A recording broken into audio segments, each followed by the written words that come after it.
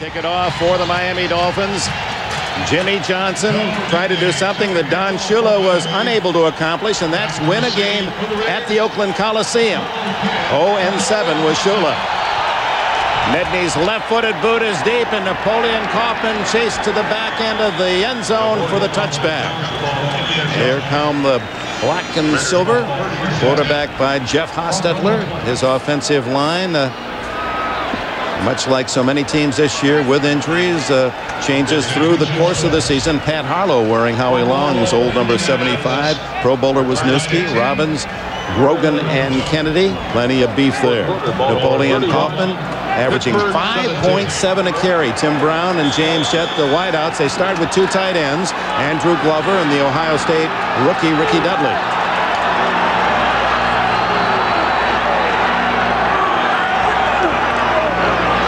Hostetler play action to Kaufman, throws in the flat, complete. Andrew Glover, the tight end, out close to a first down at the 30-yard line. Chris Singleton on the coverage. The Miami Dolphins defensively read this way. Two rookies start in the front four. Burton and Gardner joining Bowens and Stubbs, who leads in sacks with 8. Collier, the rookie from Texas Tech. Zach Thomas, talk of the league. Chris Singleton at the other outside backer. Buckley and Jackson at the corners. Sean Wooden, and Sean Hill makes his first start. Hill with Lewis Oliver on the bench today. Second down and less than a yard. And it's Kaufman's first carry, first down, and 4 more out to the 34-yard line. Just underway here in Oakland as we welcome those of you who have seen an upset today as the Baltimore Ravens defeat the Pittsburgh Steelers 31-17. And Pittsburgh drops to 9-4. The Ravens 4-9. Phil, for the Raiders today, Mike White told us we have to be more aggressive. What that means is that Jeff Hostetler, quarterback, must go down the field deep. Well, the Dolphin defense, Paul, has given up so many big plays in the passing game this year. That's a good strategy. Stopping the run, something the Raiders do well. It all relies on Zach Thomas. They must protect him so he can run around the field and make the tackles in the running game. Blitzon Hollier runs right by Kaufman and then makes the sack anyway. So Hollier did a good job. He came through cleanly from that left side. First he took care of Kaufman, said you don't have it. Haas must, and logs the sack. Well, see, the one thing about Hollier here is, watch it, what a great play he makes. He sees the ball, runs over Kaufman, goes after Hostetler, gets the sack. That's just total concentration on the ball. That and the Raiders were taking that chance we talked about. Play action pass and first down, trying to go down the field deep for a big player score. Didn't work. The Dolphins in a blitz. Loss of 6 on the play. Second down, Hostetler to Kaufman. Darts across the 30 to the 32-yard line. Hollier again with a stop, the 5-year veteran from North Carolina. It'll be a third down and about 12. Improved rushing, the Raiders' theme. Look what they have done per game and average per rush to a phenomenal 4.7 this season. And these last 2 years, Joe Bugle, the offensive line coach in charge of that running game, since he has come to the Raiders, this offensive line has gotten a little more physical. They get off the ball, and that's the reason why they run it so well. Harvey Williams replaces Kaufman at running back, and it's Williams on 3rd and 12 to the sidelines and out of bounds short of the first down at about the 41-yard line. You know, Dick, that's why it's incredible how their record is with a team that can average 4.7 yards a carry and not winning football games. It just boggles your mind. Not taking advantage of the running game. They're not getting the big plays in the passing game, not using the play action passes, fooling the defense, and that's the reason why. That's one of the reasons why they're 5-7. On 4th down, it's Billy Joe Hobart and not newly signed Rich Camarillo who comes in to punt. The backup quarterback Hobart, who kicked twice last week when Jeff Gossett was injured in Seattle. He kicked 139-140 last week. This one comes to O.J. McDuffie. Hit as he crosses the 25 and down at the 27-yard line. We welcome those of you who have watched Jacksonville defeat Cincinnati 30-27. Dick Enberg with Phil Simms and Paul McGuire. Jim Gray down on the sidelines here in Oakland. Miami Dolphins will get their first offensive play in just a moment as Jim Gray has a report on Rich Camarillo. Miami.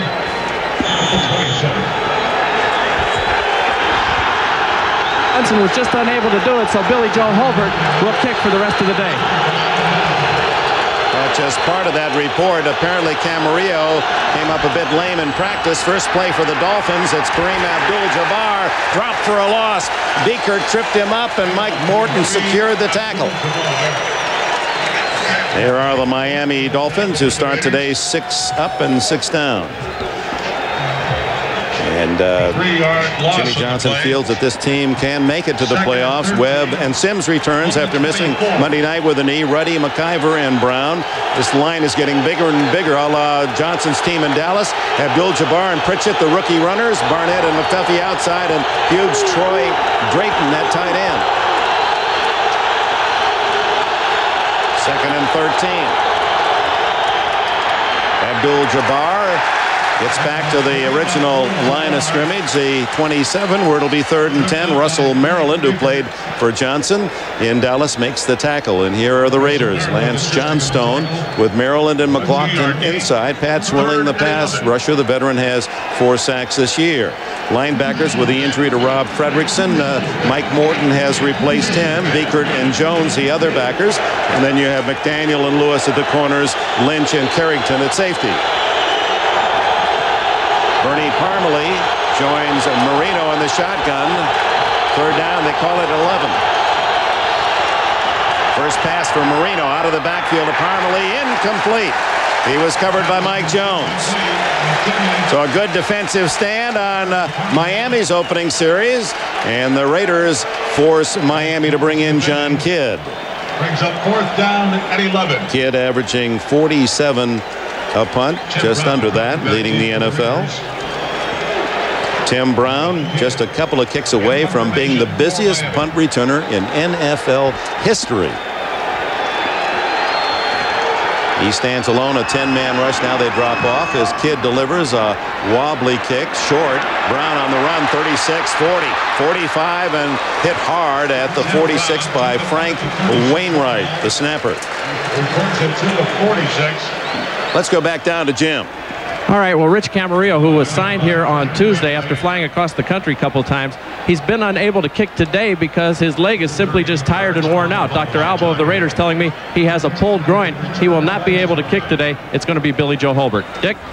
All right, Camarillo signed on Tuesday. The veteran of so many seasons in the league. 5 times a Pro Bowler, but just so much kicking trying to win a job that he just didn't have anything left. Too excited about getting a job, I guess, and he practiced too much this week, and that's the reason he can't kick today.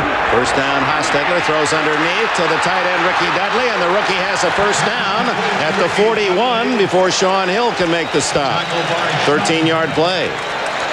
Well, this has got to be a good sign for the Raiders today. Ricky Dudley has struggled so much to catch passes the last few weeks. His confidence is down. Jeff Hostetler throws it right in his chest, and boy, he almost dropped that one too. Yeah, he did. And so, but that will make him feel better, and that's so important, especially for a rookie, to get off to a good start and get over those bad feelings he had about dropping the footballs. 20th catch this year for the 6'6" Dudley, a basketball player of the Buckeyes, and now Kaufman corralled, and a flag goes down as Kaufman is tackled at the line of scrimmage by Chris Singleton. Boy, Zach Thomas, what a play he makes. He doesn't, I don't know if he makes the tackle or not, but Zach Thomas is on the blitz, on a delayed blitz, and he comes right up the middle. He's the one that makes this play go to the left. It was supposed to go right up the middle. Thomas was in the hole. Offense, number 76, 10-yard penalty. Repeat the down, first down. Steve Wisniewski with a 10-yard hold. You see Zach Thomas right up in the middle, and here he comes up. He times it perfectly, and right up in the middle. Watch this. When he gets in the middle, there's the holding by Wisniewski, grabbing Zach Thomas. He can't get to the play, but he helps out. And he's the one that caused all that problem. Now Thomas creates a 10-yard loss, in essence, with a penalty. Hostetler to Harvey Williams. Breaks a couple of tackles, gets to the 45, 44-yard line before Sean Wooden can make the stop for this undersized Miami deep defense. You know, the one thing that I'm kind of happy about is watching this team. 4.7-yard average rushing and still running the football. Now, Hoyer's getting held, but that's okay by Dudley. You don't get called, it's okay. That's right. It's not holding unless they call it. But you're right, Paul. Both of these teams, the defensive backs, today for Miami. You can see how small they are. That's one place they struggle. When runners get in the secondary, the defensive backs have not been making the good tackles and stopping the short gains. 2nd and 13. The quick out, and Buckley was looking for the interception intended for James Jett. Let's go to New York. All right, Dick, in Indianapolis, second time these teams went to overtime this season, but a different result. Kerry Blanchard of the Colts from 49 yards out at 6:46 of overtime to give Indianapolis a 13-10 win over Buffalo. The Colts keep their playoff hopes alive. They're 7-6, Dick. Well, what a win for the Colts, who are strangled with injuries, as was Buffalo today. I thought the Colts were dead and come up with two big wins the last 2 weeks. Now they're back in the playoff hunt again. 3rd down 13. Hostetler can't elude the rush, and down he goes at the 47-yard line. Dick, I told you about at the beginning of this show about the relentless pursuit of this defense. And you're talking about the front 7. And when these guys come, they all come. They do, and that time they come from the secondary. Watch Calvin Jackson come off the corner. The Raiders not in a good protection to pick up that blitz. The tight end's there. He never looks out. Calvin Jackson comes in free and gets an easy sack on Jeff Hostetler.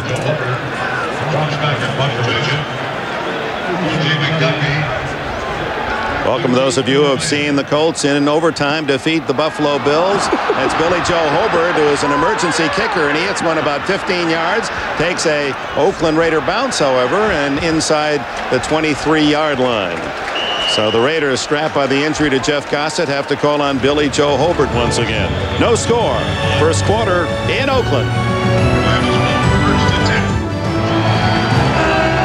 Billy Joe, you got to drop the ball flat, Billy. Watch the nose of this ball, folks. Here it comes. Right on the nose of the ball. He hits it, and it goes up. I thought it was going to come back at him. Got a good roll, however, and it's at the 22 that Marino hands off to Abdul-Jabbar, spins outside, and has a first down. This talented rookie from UCLA continues to grind out yardage.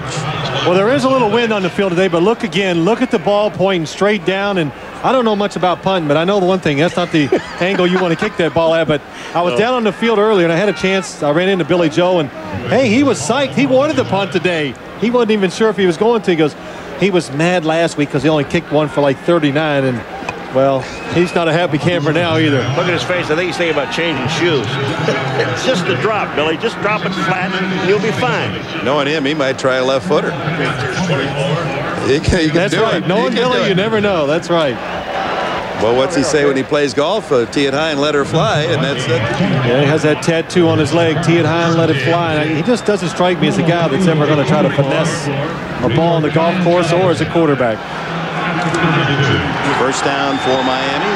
They're first. The Raiders have compiled all the yardage to this point as we're nearing the mid spot of the opening quarter. No score in Oakland on a 60-degree sunny afternoon. Now there go flags flying, all kinds of movement. Does it surprise you Chester McLaughlin's offside? He reacts to the slightest movement. False start. Offense, number 80. And there was encouragement 5-yard from the penalty. Dolphin Still offense. first down. You know, we talked to Mike White yesterday, and I said you feel on offense they want to be aggressive. All right. Get a chance, Chester McLaughlin in the middle, just a hair quick. He's trying to time it out perfectly with the snap count, just a little too quick. And yeah, but Richmond Wade had flinched, and that gave the penalty to the Dolphins. So first and 15. Up the middle goes Abdul-Jabbar and doesn't get far as he is stonewalled. Let's go back to New York for this update.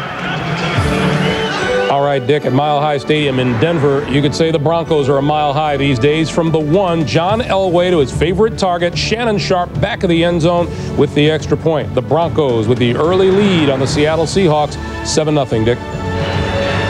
You know how they in baseball, when you hit the long home run, sometimes they paint the seat up in the upper deck. You have to paint that spot for Shannon Sharp. That's right. Just put SS there. He just camps out and gets 6. How many times have we seen him do that?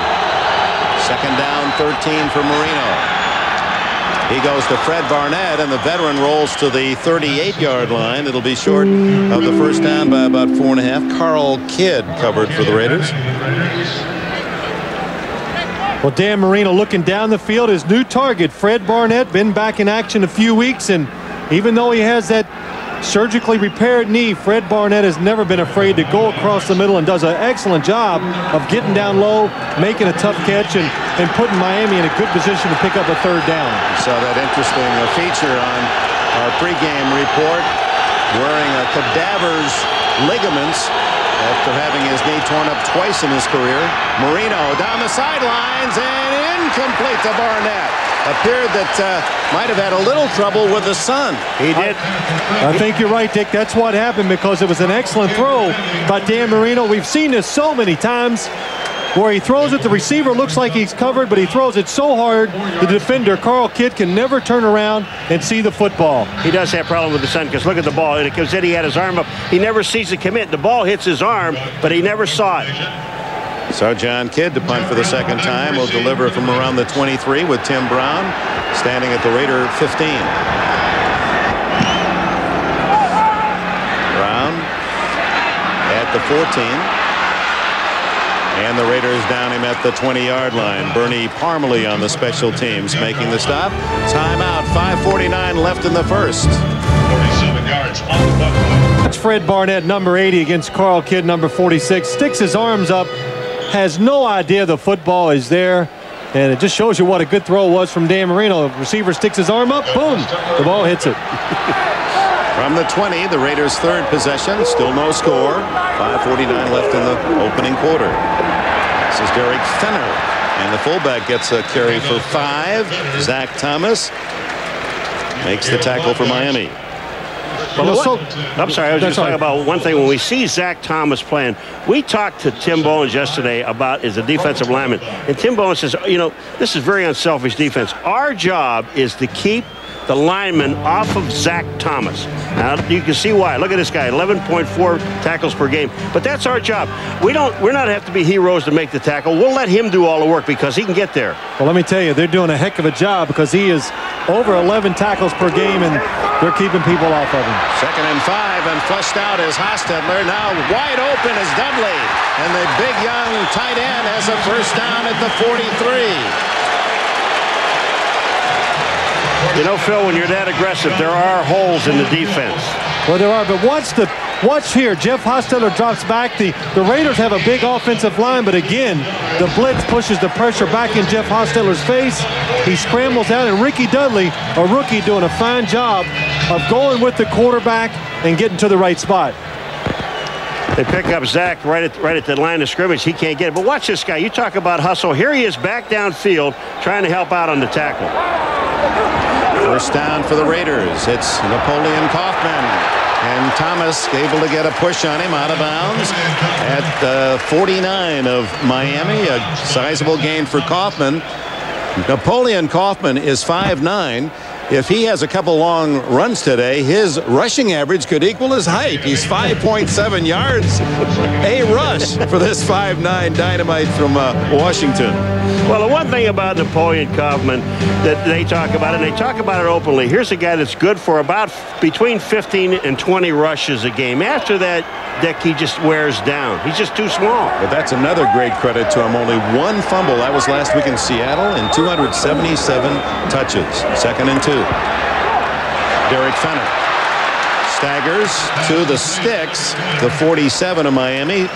Guess who was there to down him? Number 54, Thomas. The one thing about Zach Thomas, and we talk so much about him, and you know, he may be the rookie of the year on defense, this guy in the AFC at least, but you know, this guy is very smart. I mean, he knows the defensive scheme. He believes in the defensive scheme. And again, those 4 linemen up front, they give him the freedom. And of course, Paul, to make that many tackles as a linebacker, you have to be smart, because you got to know a lot what's going on, have good instincts, and putting all that together, and he hustles. That's the reason he makes so many tackles on defense. Fenner made the first down, and now he gets the toss from Hostetler, and he fumbles the ball. And let's see if they've ruled it down. No signal now they mark the ball down as Darrell Gardner and Chris Singleton with the tackle. Chris Singleton is very slow. In fact, he's not even up. He's on one knee. 2nd and 6. And from that angle, it appeared it could well have been coming out. Well, the head linesman, Dale Williams, he was right there on the plate. He called him down. Once they call a guy down and blow the whistle, Dick, it makes no difference what happens after that. Singleton comes off and is replaced by Anthony Harris. Harris is going to play a lot for Singleton today anyway. 51 Harris is the free agent rookie from Auburn. Still another young player in that Jimmy Johnson scenario. Second down 6. Hostetler guns it. Incomplete. Terrell Buckley denies James Jett. Well, Terrell Buckley, we saw him earlier, a 3-step drop by Jeff Hostetler. He almost picks the pass off. This time he's looking into the backfield. He sees the throw and watch him drive on the football. Good timing, hits the receiver just as the ball gets there. That's the reason why James Jett drops the football. Well, I'll tell you what, Jeff, Jett had no chance because what Buckley did, he got his right arm underneath the inside and pushed the ball away. Just a great defensive play. Third down and 6. Hostetler down the middle, incomplete. It was Jett again over the middle. Fourth down, and a flag is down.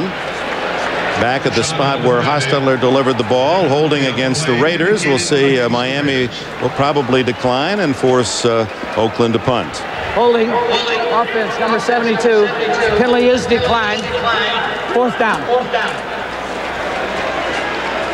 Declined the penalty, Miami, and so Billy Joe Hobart, the punting adventures. All right, you coach him a little bit here, Paul. Well, all he has to do is look at the ball and concentrate on the drop. Just drop it flat.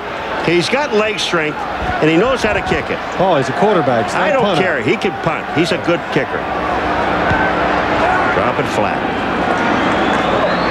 There you go. Look at that. Beautiful kick. He listening. And that one is pushed back out and will be down at the 6-yard line. Terrific job by the Raiders. Orlando Truitt made the play. 36-yard punt. Miami will be at the 6 when we return. Orlando Truitt played for the Redskins last year. Look at this special teams effort. Just being smart, knowing the rules. That's the reason why he does not go in the end zone, throws it back. Good play by the special teams. Billy Joe's reaction, he's very happy about it. He's smiling. And there's Camarillo saying, look, I'd like to get these 4 games in if you don't mind. Don't do it too well. Camarillo just signed, for those of you who joined us late. Marino from his own 6-yard line. Play action. End zone throw. Complete. Stanley Pritchett. And the fullback is close to a first down out at the 16-yard line. Mike Morton, the linebacker from North Carolina, made the hit. Dan Marino has great patience in the pocket. Watching this time, the play action fake. Now, he knows he's got good protection. He looks down the field, doesn't like it, drops it off to the fullback, and Stanley Pritchett has been excellent to catch the ball out of the backfield. Was that his primary receiver all along, do you think, Phil, or was he really going for something? He was looking down the field. They had a deep in cut, but the Raiders double covered it, and he came off and did the right thing. Done it probably a couple thousand times in his career. First down play, and it's Kareem Abdul-Jabbar hustling to the 20, and he has been ruled down. No fumble as Lorenzo Lynch heads toward the end. Well, let's say Albert Lewis toward the end zone. Let's go to New York in this update. All right, Dick, at the Meadowlands, the Jets lost Neil O'Donnell before the game began. Apparently, they can't find the defense either. Steve McNair of the Houston Oilers, 83 yards to a wide-open Chris Sanders with the extra point. The Oilers, in the rain, lead the New York Jets 14-0 in the first, Dick. Thank you, Greg. Here, no score. Just a bit more than a minute remaining in this opening quarter. Dan Marino at 2nd and 6 from his own 20. Abdul-Jabbar. Great defense by the Raiders. They pushed it, and finally no room to run. The reason great defense, we talked to Mike White yesterday. He said about the offense we're going to be aggressive. He said our defense has to be aggressive. We have to get our people upfield and blitz. Well, they need to take a few more chances. They have the personnel on defense, but Paul, Miami probably has to hope they keep blitzing because they could be overpowered, I think, by this Raider defense today. But if they blitz, it gives Miami a chance to maybe hit a player, hit a pass, and get that big play for an easy score. Third down, 7. Marino shotgun. McDuffie in motion. Parmalee. Oh, that play was awkward from the very start, and Albert Lewis, the veteran corner, darts in to make the tackle for a loss. That play just did it right from the beginning. Parmalee is getting the ball, but they almost run into each other, he and Marino. He's back in the shotgun. Look at this. He hands it to him, and look at Albert Lewis. Corner's been to many Pro Bowls. Just not only is he a great cover guy, but also good run pursuer. John Kidd delivers from the 4-yard line, a high spiral. Tim Brown at the 40 to the 43, and flags fly. That was a noteworthy return, however, by Tim Brown, his third today, which gives him in his career 292, tying Vi Sikahema for the NFL record. When you consider all he's contributed as a 1,000-yard receiver for the last several seasons, and then punt returner too, this is pretty important property. Well, he's just been so valuable to the Raiders. He is their passing game still after all these years. It's Jeff Hostetler drop back, look for Tim Brown, then throw it to somebody else. And really, to be so special on punt returns, he has been one of the great players in the league. Well, you know, I talked to him about it, too, and he always said that, you know, I love it so much. I just love the return because I have that freedom back there. It's like I'm in space a lot of times, and I can do whatever I want to do. This is the final play of the quarter. By the receiving team during the return. Penalty is declined. Holding on the return team, number 21. That penalty is accepted. 10 yards. It will be first down. And so the Raiders have the ball, but be 10 yards back toward their own goal. Here in Oakland, no score. And we welcome you back to Oakland, and the opening play of the second quarter, no score. The Raiders start from their own 28-yard line with a reverse to Tim Brown. And Brown has a first down as he gallops to the 40-yard line. Man, did you see Wisniewski get out? I'm talking about, you talk about a guard pulling. Number 76, Steve Wisniewski. I mean, he comes out. It is incredible, the speed. He's right to the left of the center, and he's going to come out and down the line. Watch this guy right in here. Here comes Wisniewski. Now watch what he does. He's out in front of the ball carrier. He's going to pick somebody, make his block, boom to the outside. That's quick. You're looking for them little DBs to hit on. That's right. Well, why not? Absolutely. 6 consecutive Pro Bowls for Wisniewski. First down. Kaufman has 5. Has nearly 10 more. Out to the 50-yard line before safety Sean Wood makes the stop. Phil, he just did it again. Watch him pull Wisniewski, number 76, and go up into the hole. Watch this. Boom. Here's the hole. I'm up inside. I make the block. Man, is that any good? That's Zach Thomas. And he's on Zach Thomas, and Zach Thomas, that's what he has problems with. When one of these big linemen, like Steve Wisniewski, over 300 pounds, when they hit a linebacker of Zach Thomas's size, he cannot get away from him. And Kaufman averaging 6.5 a carry in this game. Now Derek Fenner. He's to the 43-yard line, and another Raider first down. Jim? Chris Singleton hurt his left shoulder on the series before. It's a strained left shoulder, and he will return to the game.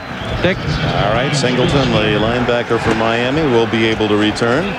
At the 43, the Raider march continues. No score. And this has been very impressive, and this is what the Raiders have done as well as anyone in the league the last half of this season. Run the football.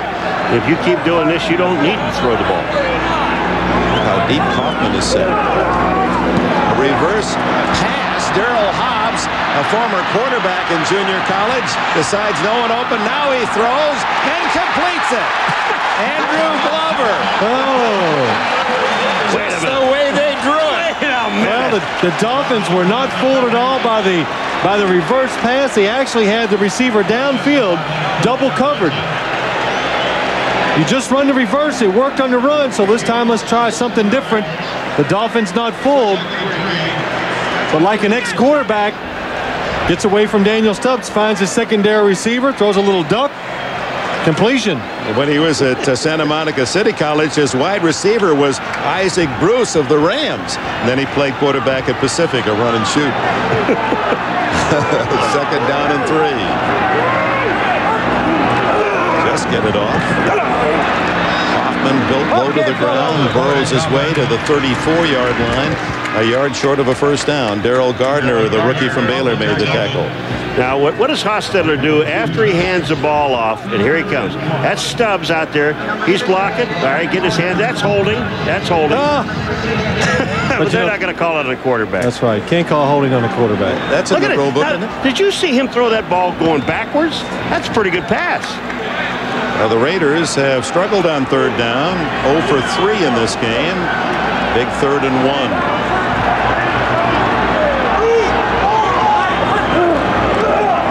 To Fenner. Hostetler. Chased by Burton. Close to the first down. Where did he step out? They mark it. He didn't make it. Well, Jimmy's trying to help him on the sidelines at the 45-yard line. And the officials are going to spot it short of the first down at the 34. Well, it's twice the Raiders have tried to fool the Dolphin defense and go for the home run. Paul, as we talked about, go for one of those big plays, but the Dolphins, very disciplined, do not go for the fake. They cover the secondary, and Jeff Hostetler knows his only chance is to try to run for it. Does a good job of actually getting back to the line of scrimmage. They're going to gamble on 4th and 1, and Mike White, the Raider coach, said they're going to have to take more chances than Hostetler after seeing the Miami defense calls time. 11-12 remaining in the second quarter. Still scoreless in Oakland. Back, the Raiders apparently will go for it on 4th and 1. Hostetler was very successful in the win at Seattle a week ago. 8 for 10 and 3rd and 4th down conversions. But he's 0 for 4 today against Miami.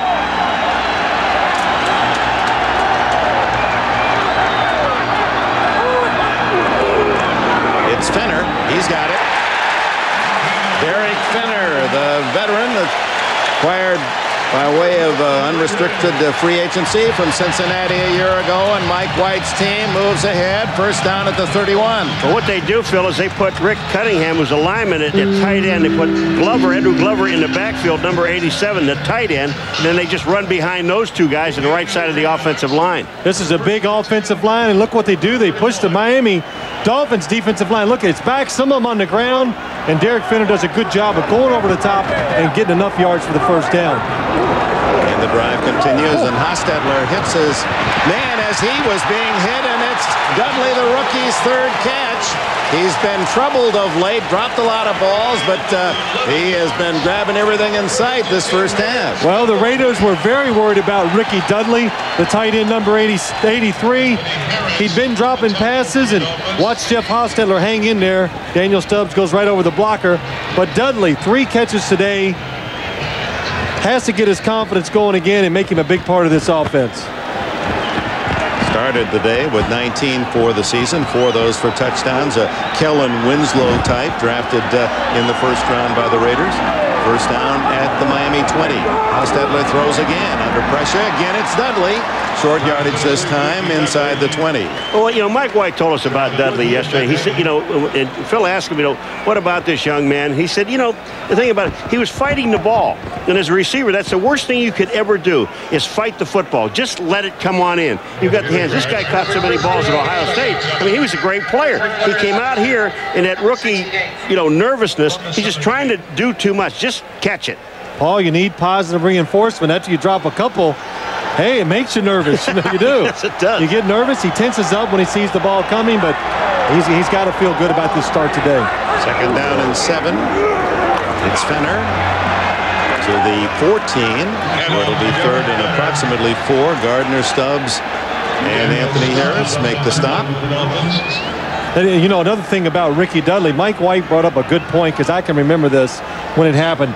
If you think about years ago, back in the early part of somebody's career, Jerry Rice, I remember him. He had a problem, too. He dropped everything. So he corrected it. Did he ever? Well, he corrected it, but he did it. That's right. Did he ever?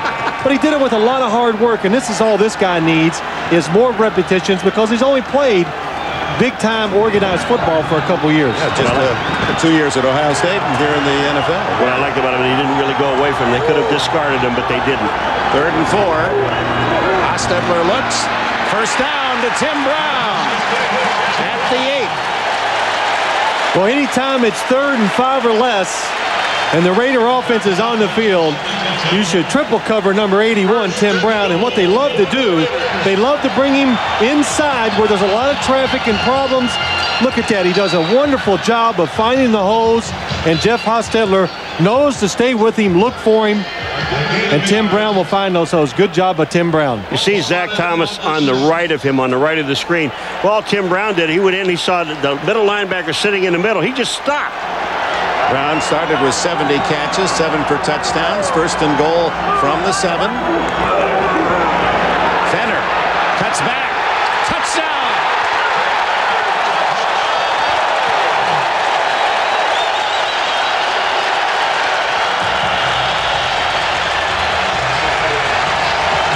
Fenner paying the price as he dives for the final 2 yards. Took a solid hit. I'll tell you, this was also some excellent blocking by the offense of the Oakland Raiders, and also an awful lot of over pursuit by the defense. They get too far to the outside. Watch what Fenner sees. He sees all the over pursuit to the outside. Also, Dudley getting an outstanding block, number 83. And Fenner cuts right back inside underneath the pursuit. Injury with Zach Thomas made the tackle. As we await the extra point, we take this break. Derek Fenner able to walk off under his own power after taking that hit from Zach Thomas. Now Cole Ford to try the extra point. Camarillo, the new Raider, to hold, and Ford knocks it down the middle. 7-0. The Raiders go 72 yards in 12 plays. Fenner 6 yards for the touchdown. You know, when you see this play and you talk about a violent game, watch his left knee and watch Zach Thomas hit him. If that foot would have been down and he couldn't get it up, I mean, that was a great hit. Zach Thomas sees a pitch to the running back, does the right thing. He says, oh, it's got to go outside, so he sprints outside. But Steve Wisniewski, good athlete, makes contact. When Fenner cuts it back, Thomas comes off the block and hits him at the knees. Let's go to Jim Gray. Dick, the good news is it doesn't look too serious for Derek Fenner. The preliminary diagnosis is that it's a twisted left knee. They're going to tape it up, and he's going to try and return. Dick? Well, that whole drive was a highlight film for Steve Wisniewski. He made block after block after block. Oh, here it's going to be warm, though, next week in Green Bay. You'll be all right. Cole Ford rockets one deep, well into the end zone, and Kirby Dardar will take the touchback. 7:26 remains in the first half. Lead here 7-0, midpoint of the second quarter. The best records in the NFL. The Broncos will lead 14-7 against Seattle. Green Bay has won today. They're matched up next Sunday. 1 o'clock kickoff after our 12 o'clock pregame, and of course that's noon in Green Bay. 10 o'clock here in the West. Can't wait. Can't wait. Dan Marino against the crowd in this Raider defense, and Abdul-Jabbar runs into his own man, does a great job of getting out of that difficulty and turning a loss into a 7-yard gain. Oh, my. Well, the Raider defensive line just destroys. Edward McIver, number 66, watch him come flying out. He's a guy that gets back in there. He's the guy that messes it up. Here's McIver. Whoa. He gets knocked back into Kareem Abdul-Jabbar, and then he does the rest on his own. And McLaughlin still had him for a loss on that cutback. And then he runs away from Lynch, and it's second down and short 3.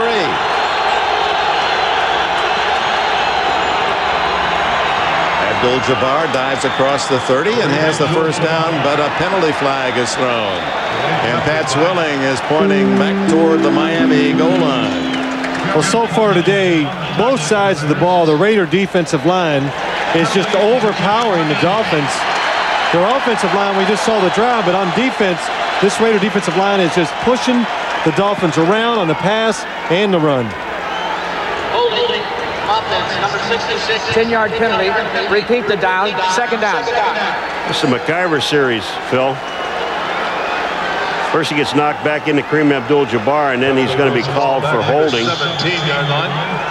And that's on Jerry Ball. I mean, you better hold Jerry Ball. Oh, it's hard to hold him. You can't get your arms around. I know you can't get your arms around. He walked in the room last night with a sweater that was like 5XL. Too tight on you, though, Paul. Just a little bit. Room number or the sweater size? It's the sweater size. Second down, 13. Marino guns incomplete, and Albert Lewis had his mitts on it. Intended for Fred Barnett. Well, we talk about the Raider defensive line overempowering the Dolphins offensive line. Watch Jerry Ball, number 93, showing some athletic ability, coming around on a game and gets next to Dan Marino. And Albert Lewis is all over the receiver downfield. Fred Barnett had slipped, and Dan Marino was fortunate the ball was not picked off. Dan Marino, 2 for 5. Dolphins are 0 for 3 on third down, and this is a tough one in your own end. 3rd and 13. Good protection. Leaping catch by Lamar Thomas, and Thomas has a first down at the 32-yard line. Darren Carrington with a tackle. Absolutely nothing Marino does amazes me. I'm not kidding. When any other quarterbacks or some other quarterbacks in the league, when you look at 3rd and 13 back in your own territory, they kind of panic a little bit. Watch this guy sit here and just wait. He waits. You're right, Paul. Lamar Thomas put it in the lineup today. Not even active last week. Took the place of Scott Miller because he has the athletic ability to go over the middle, outside, or whatever, and make some big plays for this Dolphin offense. First down, and Marino hit as he throws, and that's going to be rolled an incomplete pass. Pat Swilling has his big hit of the game. He leads so often in sacks, 13 a year ago, has 4 this year. Did he get in there quickly? Oh, he gets in there quickly. Swilling comes from the backside, and it goes inside Richmond Webb on the other side. But watch what happens when this ball goes down. Jerry Ball, there's Swilling making a sack. Jerry Ball, watch what he does.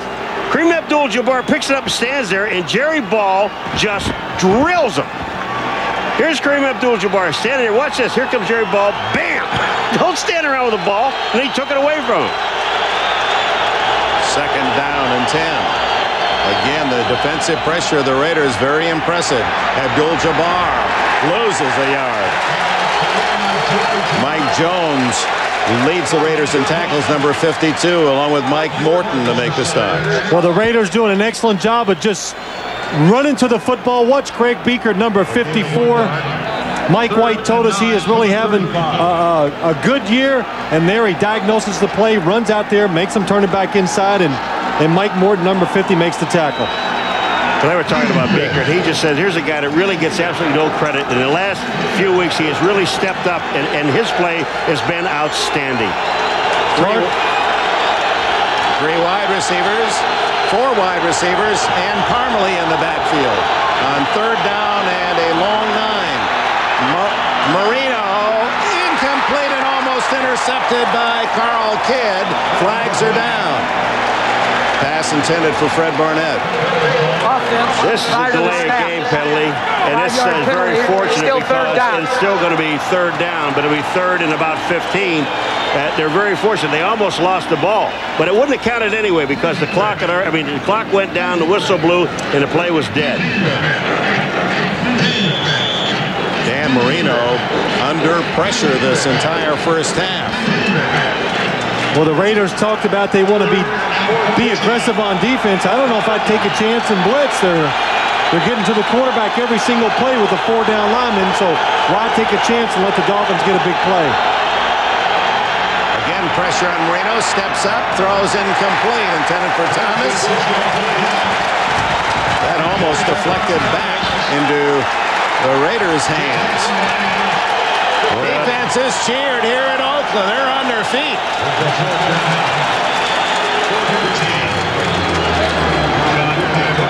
Dick, we talked about it early in the opening, but when you watch this Raider team play, it is hard to believe sometimes that they're 5 and 7 with some of the talent they have on both sides of the football. This punt return by Tim Brown will be an NFL record return.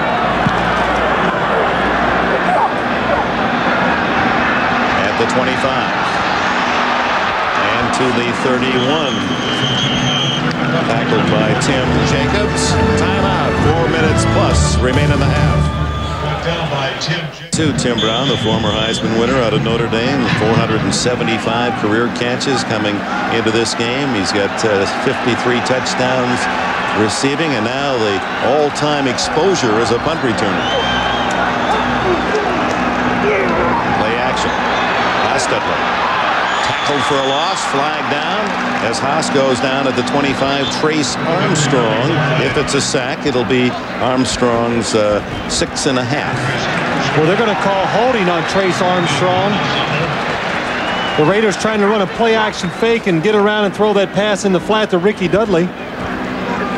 Well, Ricky Dudley and Trace Armstrong is the guy who comes up the field. Ricky Dudley is, I don't know if he's trying to block him or not or just get out, but Trace Armstrong grabs a hold of him and then goes. Number 95, hands to the face. We will penalize 10 yards from the spot of the foul. Automatic first down. Tim Bowen's the penalty call. Correction, the number is 93. No, now it's Armstrong. I say hands to the face. Here he is. Dudley comes out in 83. Watch There's this. Trace Armstrong, number 93. He's got his hand on the face mask. You could see it. Automatic first down. So instead of a loss, it'll be marked off from the spot of the foul, which was near the line of scrimmage, and an automatic first down. Cost himself a sack right there. And we know how those defensive linemen, they treasure those things. Extra money. Get extra money for sacks. Armstrong, the former Bear. First down from the 35 for Hostetler, and he is sacked this time as Shane Burton and others collide at the quarterback. So Trace Armstrong, perhaps a bit of extra adrenaline going, was there as well. Third sack for Miami. You know, the thing about this is the last drive they ran the ball right down the field, right down Miami's throat, and that breaks your back. Here they are. They come out with 2 solid pass plays in a row. And watch Shane Burton. Takes Pat Harlow, pushes him back, then goes underneath him and just overpowered Pat Harlow, the left tackle. Rookie from Tennessee playing well. Napoleon Kaufman hit hard from behind, doesn't fumble as Shane Burton trailing the play, able to make that tackle. Here's another one of Jimmy Johnson's terrific draft picks. 150th player selected, Shane Burton, starting at defensive end. These guys hit hard. I'm telling you, they really do. These rookies are flying all over the place. Here comes Burton. Watch this shot. Bam! I mean, that's a great hit. And a terrific job of Kaufman not to cough it up the ball. Third down and 9. It's Kaufman, tripped up, burrowing in with Sean Wooden, another rookie, drafted in the 6th round from Notre Dame. Did you see Calvin Jackson? That was the corner they came up and forced the play. Calvin Jackson flies, and these guys are just throwing their bodies all over the place. What's twice on 3rd and 9 or 10 yards, the Raiders just lined up and handed it off like it was first down. And boy, I don't know if you could ever overpower a team enough in the NFL to make a first down in that situation. They want to get to Mr. Excitement. So Miami will get the ball just prior to the 2-minute warning here in the first half, trailing 7-0 as Billy Joe Hobart, backup quarterback, the emergency punter, gets away a line drive shot. McDuffie all the way to the 10. And cut down as he crosses the 20. 50-yard punt, 12 on the return. Paul Butcher made the tackle. There's Jeff Gossett, the regular punter. He's injured. Sacked Marino often, 11 times, but you can't put pressure on him. And oh, has Oakland had the heat on the Miami thrower.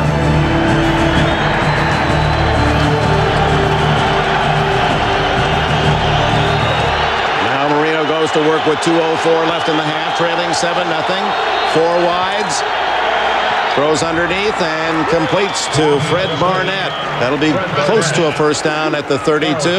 And the 2-minute warning comes with 1:58 remaining in the half. Marino trying to get the Dolphins even before the gun.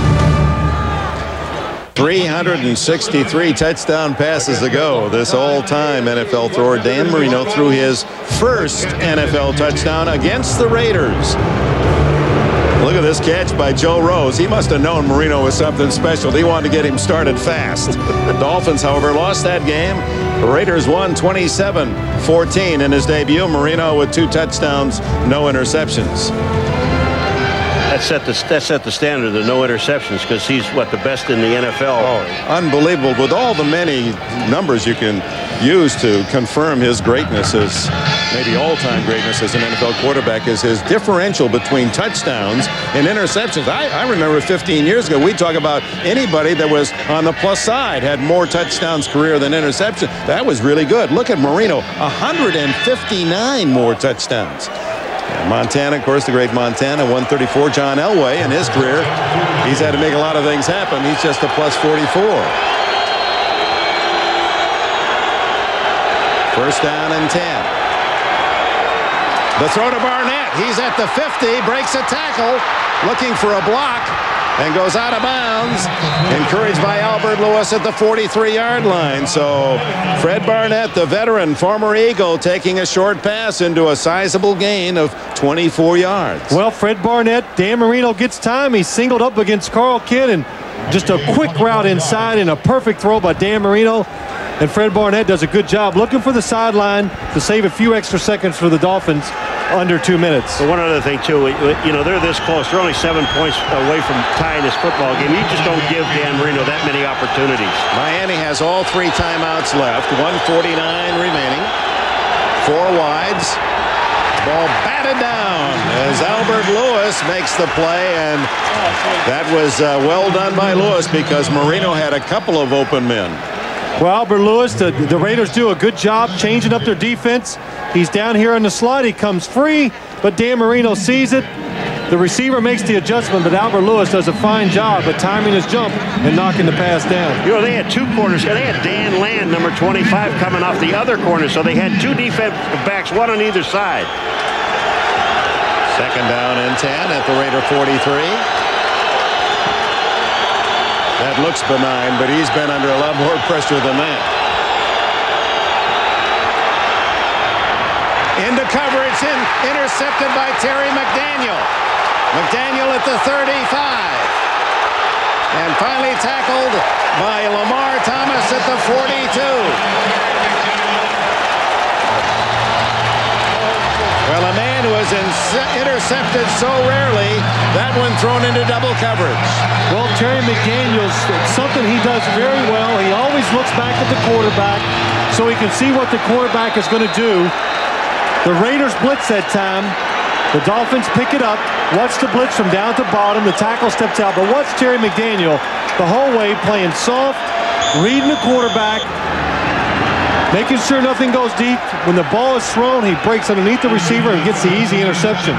He leads the Raiders now with 5 on the season, one of them for a touchdown. 4-time Pro Bowler Terry McDaniel.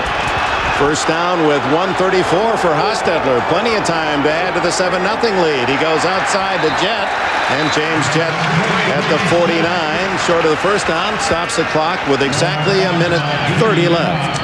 You know, on this play, Terry McDaniel, when he was backing off, he had the shorter guy, but he just let him go and just drifted back on the deeper guy, and he moves up. He knows he had Albert Lewis short and makes the interception. That's just a great play by the defense. Second down and 3, a short 3. One of the reasons he makes all those interceptions, Terry McDaniel, is because the fact that he will play back and watch the quarterback and try to break on the ball. This is Harvey Williams, first down. And he gets out of bounds, stops the clock. Terrell Buckley makes the defensive play at the 41-yard line. Still 1:25 left in the half.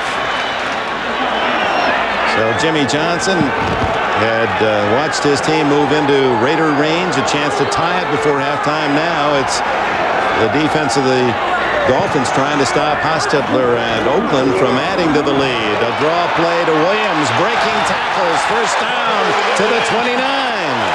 Wooden and Hill, the last 2 men left, the 2 safeties, get him to the turf.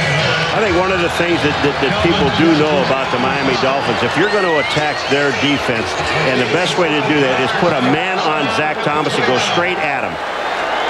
Hostetler batted down at the line of scrimmage, stops the clock, 59 seconds left in the half. Tim Bowens made the play. You see Tim Bowens going back there, give Wisniewski a little shove. Yeah. I mean, they do. These guys just taunt each other all the time. Tim Bowens knocks the ball down, and he's coming back to the huddle, gives a little shot, a little elbow. Here goes Tim. Yeah, that's Wisniewski's got to hit. Watch this. Wait a minute. He's not done yet. Wait a minute. Tim's not done yet. He's going to give him another little nudge right there. That one. Boom. Second down and 10. Blitz. Hostetler sidearms it complete to Ricky Dudley, his 5th catch of this first half. Clock running, although the Raiders do have 2 timeouts to use. And now they spend one of them, 1 remaining, 49 seconds left in the half. Steve Wisniewski here with Zach Thomas. A little push in the face. Now that's hands to the face. Hands to the face, right. Then both of them. Tim Bowen says, well, that's not a good matchup. He's going to come in and help his buddy out. Well, let me just say this. Tim Bowens and Zach Thomas, you're out of your league, boys. This man he is the king. Don't get into that extra business with Steve Wisniewski, because he is, well, he's noted for that. He's not afraid to take a couple shots after the whistle. No. Also shown what he can do during the play. He's really cleared the path for the Raider runners. 3rd down and 8. Hostetler. Flag down as he goes to Jet. No play. No play. Beautiful throw by Hostetler. Wasted, as I believe it was a false start against Oakland. Looked as if the snap was late getting back and everyone had pulled except for the ball. I'll tell you, when you see most of the defense go, you got to believe that it's against the offense, because I mean, you can get one guy on defense that's going to move. Dick Cantex, the referee.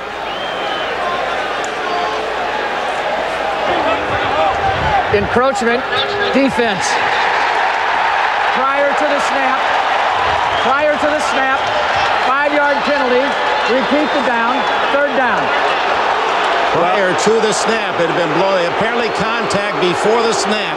See, that's the whole difference. I thought this play was against the Raiders, but once you have contact on a defense, you see the contact? Zach Thomas, number 54, made contact. Once he makes contact on a defense, then they blow the whistle to play a stop. Now, if Zach Thomas goes through around the outside, they don't touch an offensive man. They'll let the play go.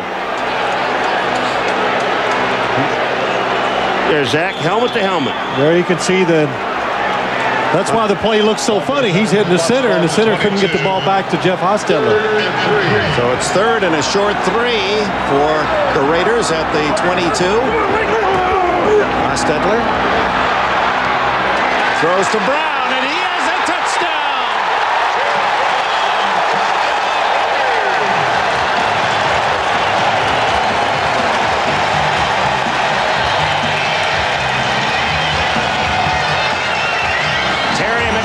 Interception leads to a Raider score. Tim Brown kicking out of Terrell Buckley's tackle to make it 13-0. But you know, you can't say enough about the offensive line of the Raiders because of what they're doing. They're staying with their blocks. They're giving Hostetler, who looks like he's being rushed, a lot more time than we're seeing up here. It has time to throw the ball and find the open receiver. That time, it happened to be Tim Brown. Brown's 8th touchdown of the season. Old Ford's extra point.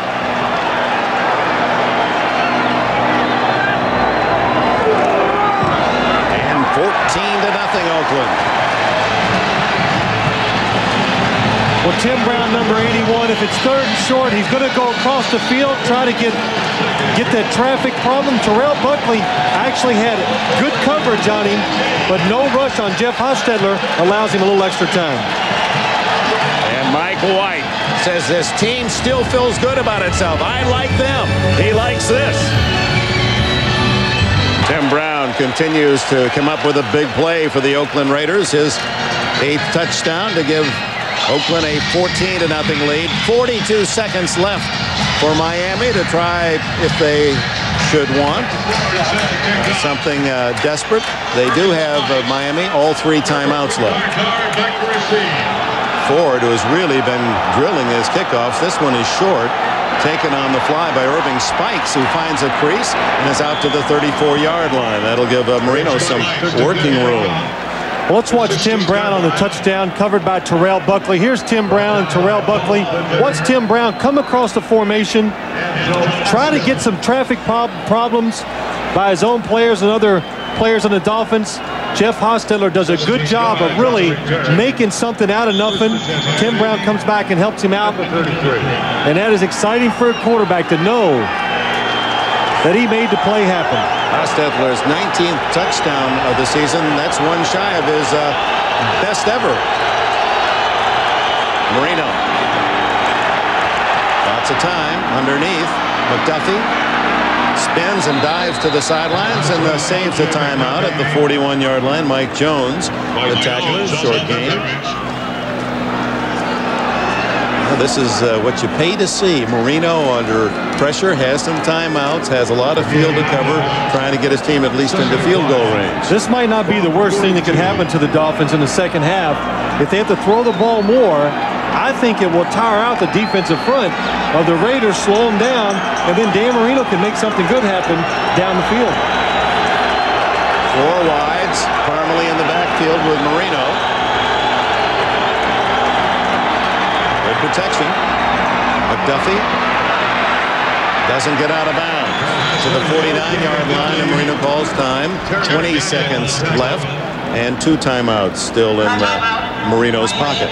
You know, this is a situation really that the Miami Dolphins, just to get their composure, need some kind of a score. They would, you know, they would obviously love the 7, but they will take the 3 in this situation to get themselves on the board, because they do get the ball back at the beginning of the second half. It gives them another opportunity.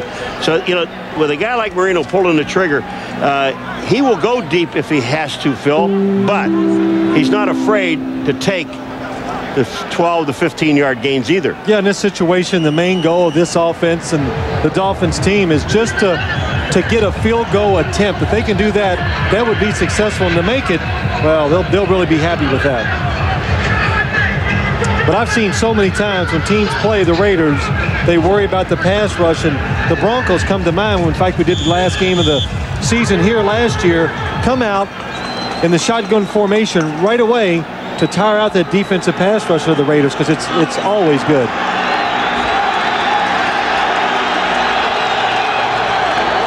Joe Nedney's longest is 44 yards. First down.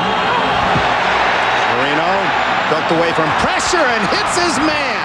It's Randall Hill, his first catch, and a first down just outside the 35. Albert Lewis, what a throw. How do you see that guy? How does he see that guy? Forget that. How did he escape? And it's a really good job by Dan Marino. He knows right away. Watch him in the pocket. He drops back. He sees Chester McLaughlin come around, so what's he do? Gets up in the pocket. Most quarterbacks would freeze, go backwards, step to the side, and just create problems. Good job of Dan Marino. Well, that's a terrific point, Phil. That is right. Most of them would have stayed back, try to get away from a big guy. They would run outside the pocket and just get killed. Dan, you know, he runs into the storm, you know, go towards it. And then you watch the receivers. Now they come back to him. They see that he's in trouble. So here they just keep going in your pattern. As long as you keep going and moving, you get yourself open, Marino will find you. Now the situation for Jimmy Johnson's Dolphins. 14 seconds left in the half. 1 timeout remaining as Nedney. From this point, it would be in the 50s a field goal try, which this man in his first year from San Jose State. A lot of friends and family here to cheer for him. His longest 44. So Marino would like to get at least another 10.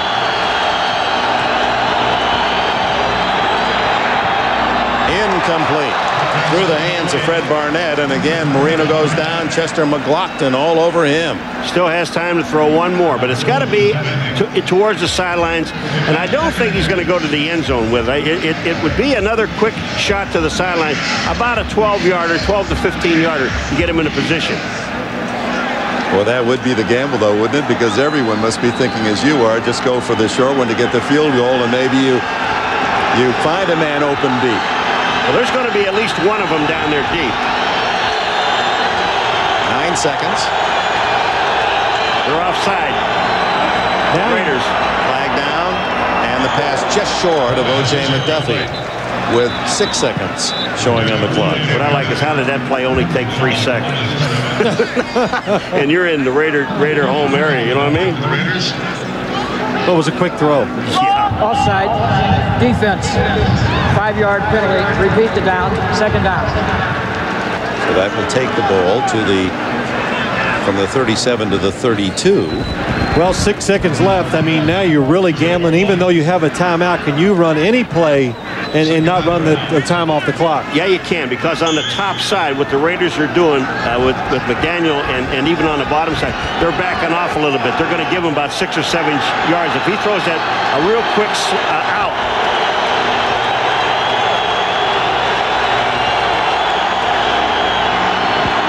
Marino guns it to Barnett. Barnett dives out of bounds with 1 second.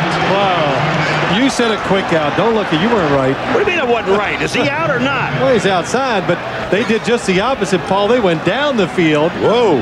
Don't get mad at me. Now I'm getting up. 13 yards, and Barnett was unable to take his momentum out of bounds, which would have made it quick. He had to dive to get out, and here comes Nedney. The ball will be spotted at the 27-yard line, a 37-yard attempt. Well, they really fool everybody. They fool me. They go down the field, throw it behind the receiver. Just a great job of executing by Dan Marino and Fred Barnett. And now time called by the Raiders to give Nedney more to think about. Nedney will replace Pete Stoyanovich when the veteran was traded to Kansas City.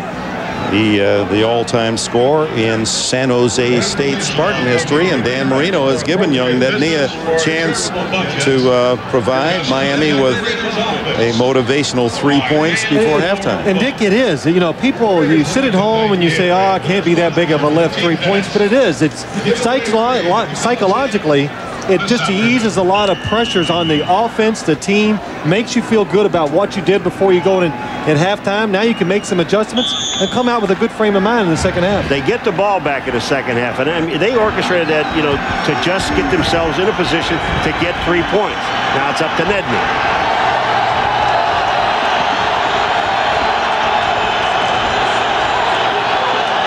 From 37. Movement. Flags all over as Cal Dixon, one of those moving for Miami. So Nedney hits it cleanly from 37, but You're going to have to hit it cleanly from 42. I always False wondered. start. Offense prior to the snap. Number 63. 5-yard penalty. Still first down. so Cal Dixon cost the Dolphins 3 for the moment. I always wonder what goes through a kicker's mind when they make one like that, and it's not the easiest conditions. Grass field, little wind, going into the wind, and now he has to kick it again. So now Nedney trying to repeat that effort.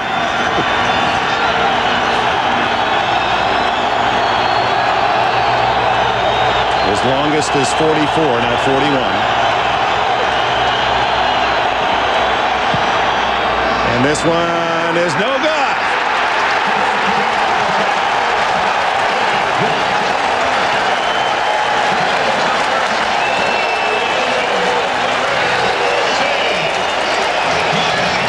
Jimmy Johnson, somebody pilfered 3. The penalty cost him the field goal, and Mike White, who started with a very robust attitude from the time we met him yesterday, and it continues. His Raiders lead 14-0 at the break.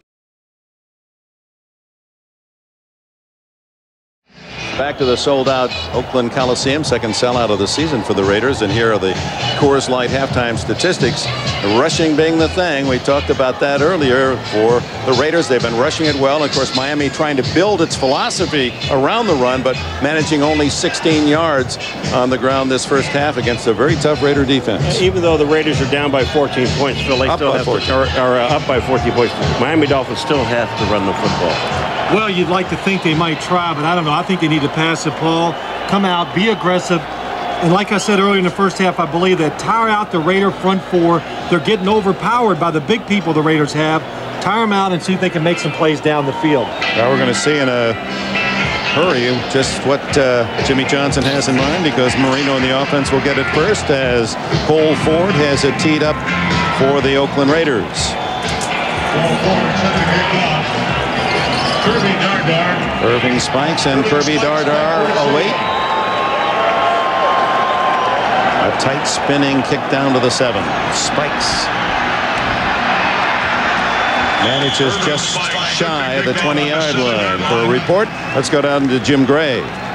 All right, Dick, thank you. I spoke to both coaches. First, Mike White. He wants to keep running the ball. He's very pleased with the way his defensive's played. He said at halftime, guys, we've got to avoid the big mistake in the second half. Now, as for Jimmy Johnson, he was not at all happy with the Dolphins. He told me, I don't know what it is today. We can't run the ball, we can't move the ball, and we can't stop anybody. He told his guys, let's just start over here in the second half. We're only one big play away from changing the direction of this game.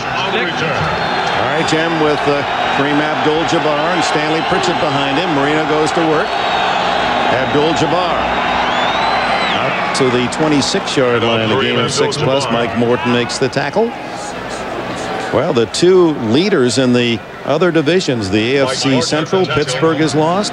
The leaders in the East, the Buffalo Bills, upset today. The Denver Broncos apparently here in the West are, if they win, will have the free ride home field through the playoffs this early. Meanwhile, Miami trying to stay in it, and the Raiders trying to rally to 6-6 as Abdul-Jabbar has a first down at the 33. Lorenzo Lynch, the tackler. Well, something the Dolphins could not do in the first half is create some holes inside and overpower the Raider defensive front. But what's the interior lineman?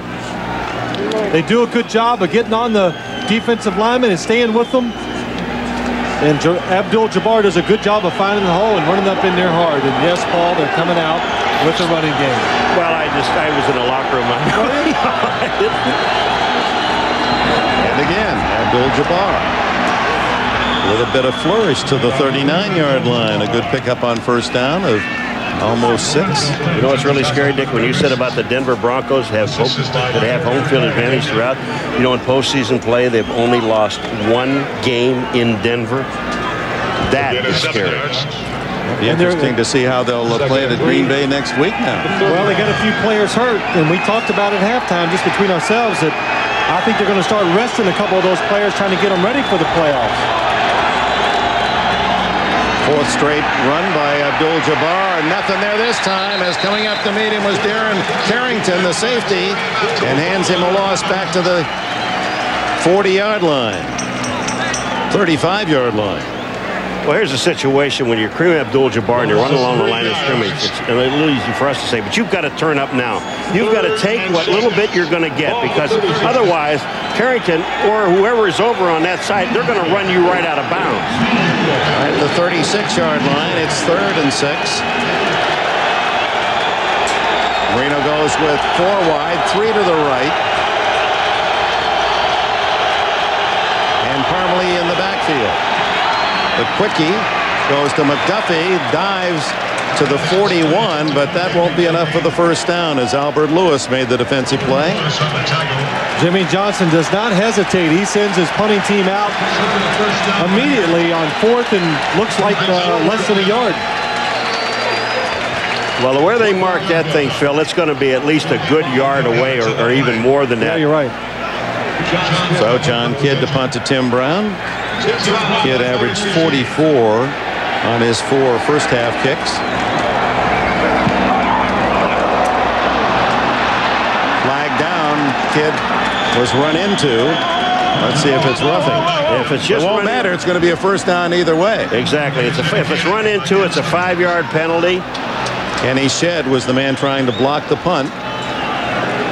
5-yard penalty. It was 4th and a long yard, as you'll recall. Now, I'll tell you, I really like that rule that they put in a few years ago about running into the kicker or roughing the kicker. I mean, there is such a big difference. There are guys that can't avoid him. Running into the kicker, 5 yards, first down. It's a fair penalty, Dick, for the punting team. I mean, that guy is standing back there. He is fair game for anyone. But just when someone just runs into him, I mean, they're not even hurt. Look at this. He's trying to avoid it. That's not a hard hit. I mean, but you're not allowed to do that, and that's a 5-yard penalty. It's a very good call. It's a very good penalty the way they put it in. He's a bad actor. Yeah, I love the way punters, if you just touch them, go down. Oh, that's right. I got to fall when they hit me. They're not used to getting hit. Good point. That's right. From the 46, the first down, and it's Abdul-Jabbar Right into the arms of Greg Beaker. Mike White mentioning yesterday how terrific a season Greg Beaker has been enjoying, this 4-year veteran from Colorado. A gain of 2 yards. Second and 8. Calls all the signals defensively. You know, there is in teams where one guy on defense, Lawrence Taylor was that kind of guy, Phil, that can pick up an entire defense and make them and motivate them by their play, not by yelling at them, but by playing the way you're supposed to play. And flags go down off the snap. Usually means false start. Richmond Webb, the big left tackle, pointing at him. Pat Swilling will make you do that. Offense prior to the snap, number 78. 5-yard penalty, still second down. Pat Swilling, number 56, playing right there at the bottom of your screen. And watch, there's movement. Well, both guys, Sims and Webb, both moved. 5 yards makes it 2nd and 13. Ball at the 43-yard line. First possession of the second half. The Raiders lead 14-0. Nearly 4 minutes gone in this third quarter.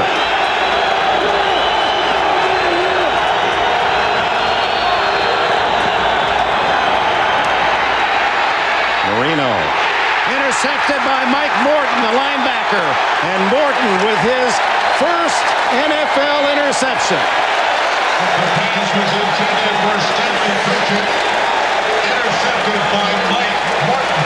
14 yards on the return. Morton playing because Rob Fredrickson out for the rest of the year with shoulder surgery.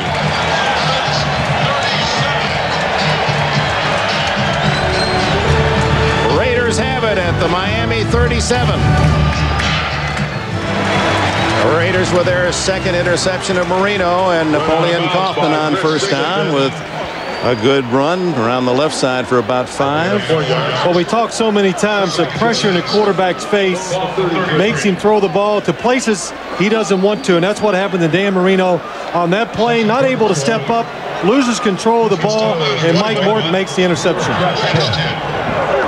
Hostetler leading 14-0, dumps it out to Kaufman, and Kaufman stumbles to the 30-yard line. And then there was an interesting moment after the interception that involved the thrower Marino and veteran Pat Swilling, 56. Watch Swilling what he does now. He's got Marino, he's holding him, and he won't let anybody else hit Marino. Watch this. Come here. Don't hit him, Chester McLaughlin.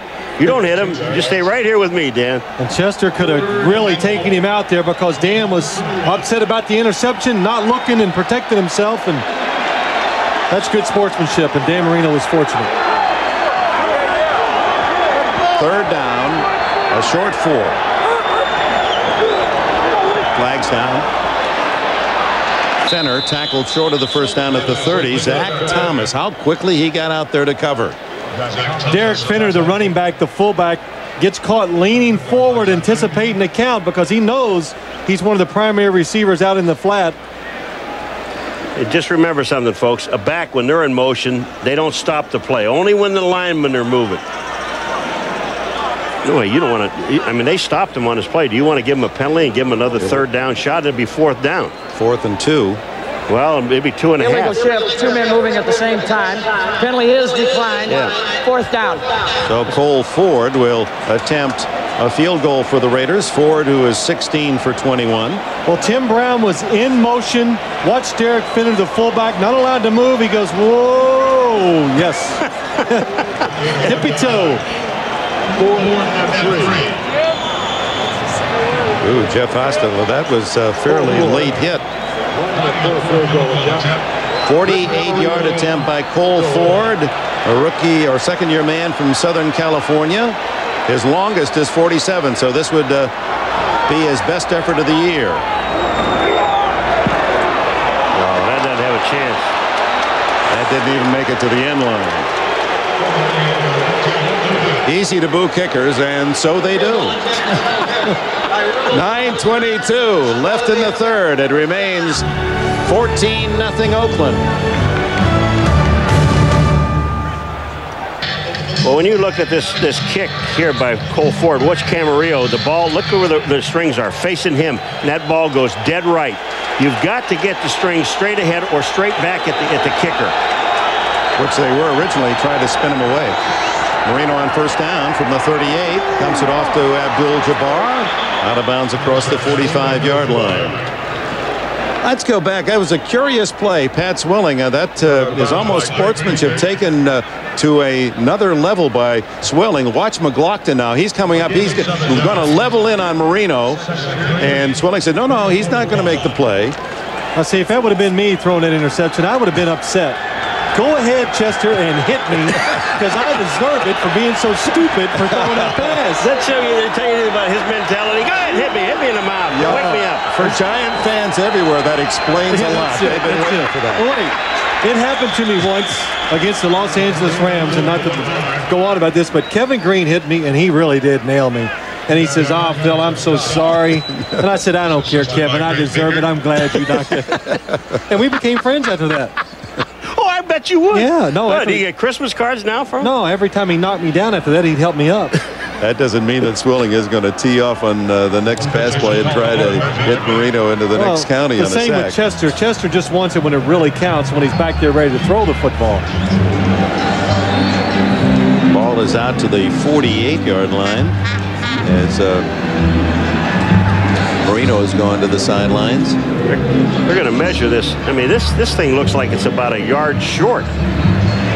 I'm looking at the flag on the other side of the field now. That's not the one that they're going to use, but this thing looks really short unless Marino's looking for some time. Pretty close. A couple of links on the chain, and it'll bring up third down. Paul, what it is, the guys on the other side just have bad eyesight. They can't line up with the people, the official chain markers on the side closest to us. So trailing 14-0. Under 9 minutes left in the third quarter. Another big play for Miami.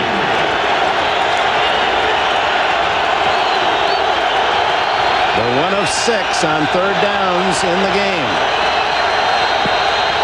With McDuffie in motion, Abdul-Jabbar is stuffed.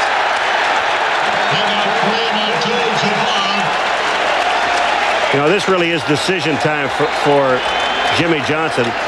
No, he isn't. He's going to punt the ball away. You know, with that much, we looked at what? 2 chain links. Why don't they quarterback sneak? I mean, I know Marino is padded up pretty good. I'll tell you why. Well, because it's Dan Marino, and you got Chester McLaughlin and Jerry Ball inside, and they just cannot move them backwards, and so the quarterback sneak might not have worked either. So on fourth down and less than a yard, Kidd to punt. Tim Brown to receive. Lets it bounce and into the end zone. The touchback for the Raiders.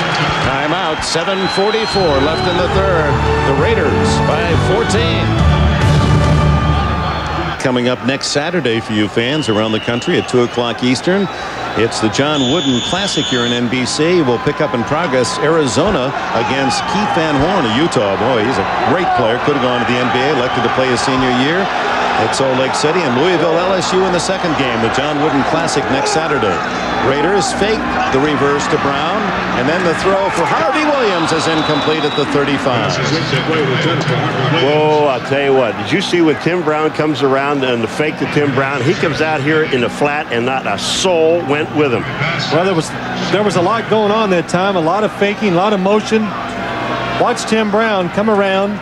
They've run the reverse. They've run the reverse pass. This time, a different look. Let the quarterback throw it, and you could see up in the top, nobody was looking at Tim Brown. Well, Daniel Stubbs was there. As soon as he saw he didn't have it, he laid off. But he was the only guy over on the Miami right side. 2nd and 10. Draw. Williams. Maybe a yard. Darryl Gardner made the tackle. 300-pound rookie from Baylor. You know, the one thing about Steve Wisniewski in the game, and I know that the players respect him for this, he doesn't stop. Here's Wisniewski now on Darryl Gardner. Now watch Wisniewski. Here he is. He's going to somebody else. I mean, I got time. Armstrong said, wait a minute, will you quit pushing me? You get to know him, don't you? Doesn't matter where you play. You're going to get to know. Every single guy along that front 7 of Miami knows who he is. He introduces himself. 3rd down 9. Flag flags go flying offside, and then the dump off. No, now they're going to say no play. Looked as if that, I guess there was contact again before the snap by Miami, unless it was a false start. False start. Offense, number 75 prior to the snap. Tackle 5-yard Pat penalty, Harlow. still third down. That'll be the left tackle over here. There he is. Now, what's he doing? Watch this. You be the judge. He does. He rocks back. Now, they can flinch. They can do it as long as they don't get in the neutral zone. But there is on the top side, that's Armstrong. Trace Armstrong is in a neutral zone, but Harlow had already moved. Yeah, I thought Miami had moved first, but they had not made contact. Nevertheless, 5 yards against the Raiders to the 16. Hostetler going long to Jet. Incomplete. Jet had done all the right things. He had run his man deep. J.B. Brown came back for the ball, but couldn't pull it in. That was a great job by J.B. Brown, just trying to stay in the area, Phil, because this is the hardest pass to defend, the one that's thrown short. Yeah, he was in trouble, Paul. Like you say, that when the ball is short, it's hard for the defensive back to make the adjustment. The wide receiver right there, I thought James Jett should have made the adjustment and made the catch. Went right through his hands, hit him in the knee. Uh-oh, Mr. Excitement again. Billy Joe. Billy Joe hit one for 51 yards. A line driver. O.J. McDuffie sneaks up a couple of steps to the 40. Oh, look at this. Great kick toward the sidelines. And out of bounds. No return on that one at the 30-yard line. The NFL has a new punting star. Billy Joe. 53 yards. Back to Oakland, I'm Jim Gray. Well, Billy Joe Holbert has punted for 4 years with Jeff Gossett. During halftime, Jeff Gossett, the regular punter who has a couple of cracked ribs, told me that he recommended Holbert be the guy because he can uncork one every now and again and has in his 4 years during practice. Dick? All right, thanks, Jim Gray. A first down pass to O.J. McDuffie from Marino. Morton with the tackle. When Billy Joe came to the sidelines, lots of congratulations and smiles. That was a 54-yard punt, no return by Holbert. They call affectionately Mongo here with the He's got a lot of nicknames out here. First down, Miami at the 43. Dolphins trail 14-0. Just under 6 minutes left in the third. Irving Spikes seeing some duty, and a flag down as Spikes is tackled at the 50. That usually means a 10-yard holding going the other way.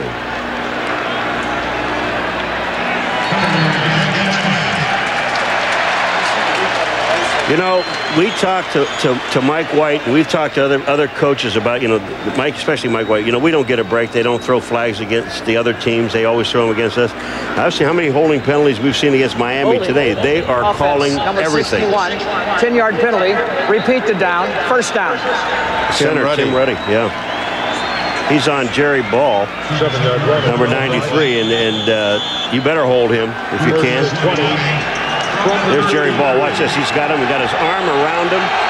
Pulls him back aside. That's a good call by the officials. First down 20. Batted in the air. Rejected, and Chester McLaughlin had his sights set on it. He fly swatted that big old Chester from Clemson.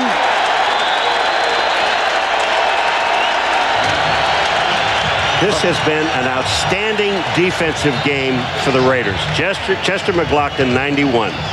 Well, it's a quick drop by Dan Marino, and Chester McLaughlin just does a good job of getting penetration on a three-step drop. An offensive lineman cannot let a defensive lineman get past that line of scrimmage. That'll make his mom Hazel, who works for the fire department back there in Whiteville, North Carolina, proud. Second and 20. Drilled is the receiver, Fred Barnett, but hangs on as Darren Carrington makes the tackle out near midfield. We saw a catch last week by Penn of Kansas City that makes a great catch and getting hit. Watch Fred Barnett coming back on Albert Lewis, cuts to the inside. The ball is right there. Bam, the hit is there. Holds on to it. 16 yards on the play. Third down and 4. Barnett's hurt.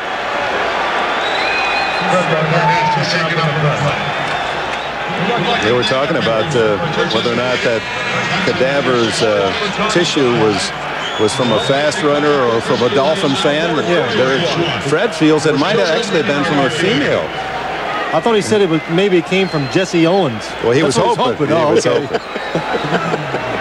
Oh, well, whatever it was, it's working well, and it's really like they did in the pregame. It's an amazing story, and to show the courage after that surgery, the way he goes across the middle and catches the ball in traffic says a lot about the player, Fred Barnett. So wife is a talented ballet dancer, Wife Jagger, and his inspiration. So third down, and call it a long 3.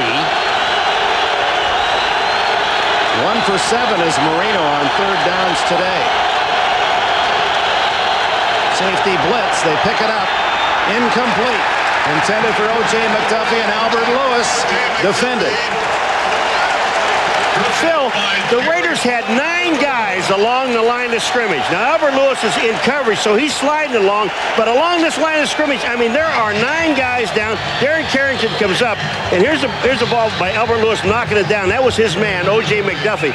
But that was a strange defense. I mean, they were all up except for 2 guys. But the veteran Lewis making a terrific play as John Kidd sends a high spiral. Tim Brown with a fair catch at the 9-yard line. 4.5 left in the third. It's still the Raiders by 14. Watch how close the Dolphins are to a really big play. Here's O.J. McDuffie. Albert Lewis following him. Watch the traffic jam that's in the middle. O.J. McDuffie now should be going underneath the defense. Instead, he goes up the field. Albert Lewis is able to come underneath it and knock the pass down. But the little things, Dick, that's what makes a difference in a game. The angle, the receiver, if he'd have taken a better angle, cut behind his receiver, Albert Lewis could not have got there to defend a pass. Meanwhile, it's Polaroids and new cleats on the sidelines as the Raiders go to work with a 14-point lead late in the third from their 9-yard line. Hostetler gives it to Derek Fenner, who had a touchdown earlier, and he takes a solid wallop from Sean Wooden. Shane Burton assists. The thing looked like the pit at Indy. Those guys changing tires, changing cleats. They got the drill going. I mean, you know, these guys change all the time. I mean, guys, I can't. These cleats are too short. They're too long. Sean Wooden, the rookie from Notre Dame, moved to strong safety, replacing Louis Oliver, and Sean Hill inserted into the starting lineup by Jimmy Johnson today. Raiders running the ball effectively, and it's Fenner close to a first down at the 19. Dwight Hollier made the stop. Other scores roll through. First down for Oakland. Well, Jimmy Johnson a couple times today has shown his faith in his defense by not going for it on 4th and a foot, 4th and a couple inches, and the defense has responded. But how many times can they keep stopping this Raider offense and giving it back to the Dolphin offense? 3:20 left in the third period. And a flag. Looked like Kevin Gogan was a little too quick in his movement. Michael Stewart was getting banged around by Andrew Glover. I mean, False start. Offense, number 66. 5-yard penalty. Still first down. 325-pound Kevin Gogan. Yeah, well, he moves. You know he does. And then Michael Stewart, watch this, number 35. Watch him come in. There's Dudley. There's Glover. Watch these 2 guys. Bang, bang. Get out of here. First down and 15. Fenner driving out to the 17-yard line. Steve Empman and Tim Bowens and others down low to trip him up. Clock ticks away late in the third. Raiders scored in the second period on a Hostetler to Tim Brown 22-yard touchdown pass after Derek Fenner had run for a 6-yard score. And meanwhile, it's been a maybe the best effort of the season by the Raider defense. They have stymied Miami the entire afternoon. Closest Miami to scoring was missing a 42-yard field goal after a 37-yarder was canceled by a 5-yard penalty. Last play of the first half. Harvey Williams, only a yard. Zach Thomas with another tackle. So the Raiders will have to punt. So 3rd down and 12.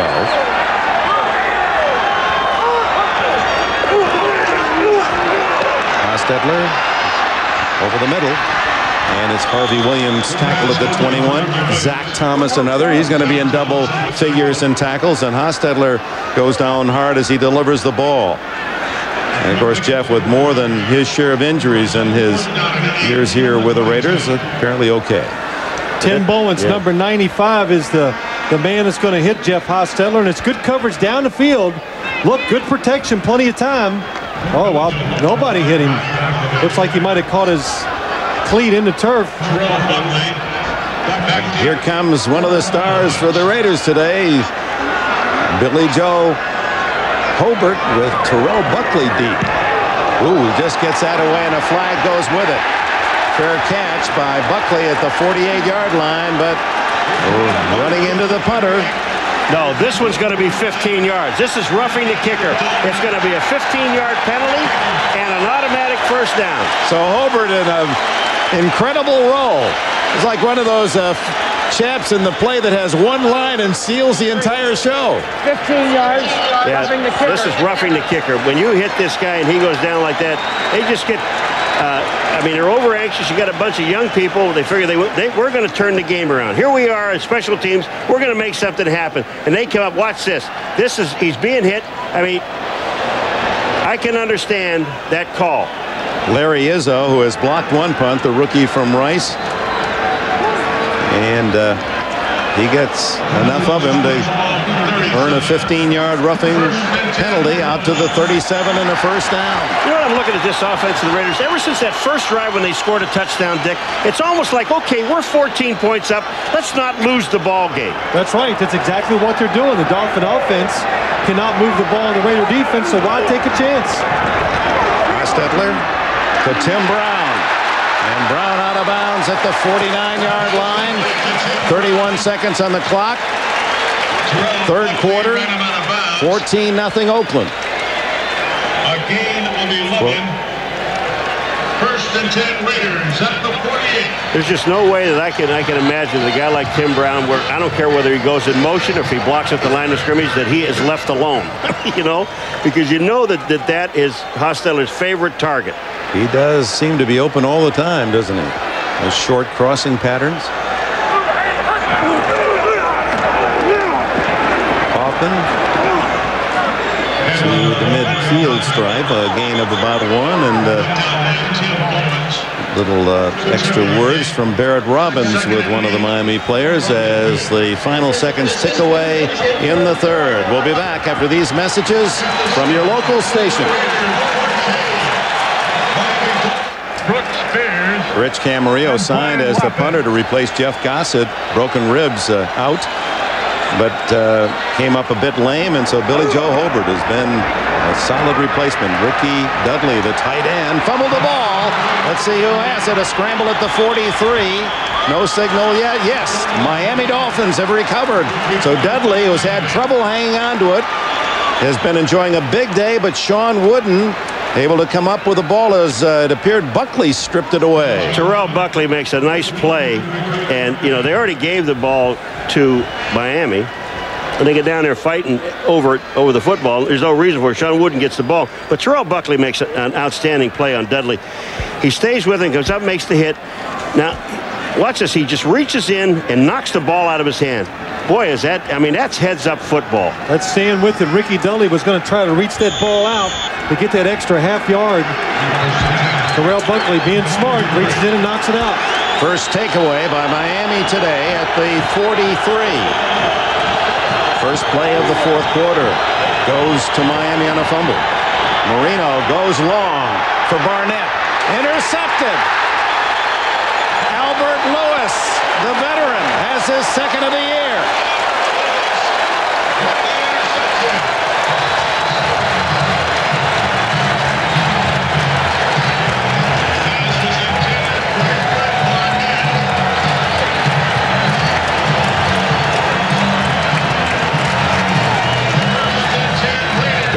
Marino, no touchdowns and 3 interceptions today.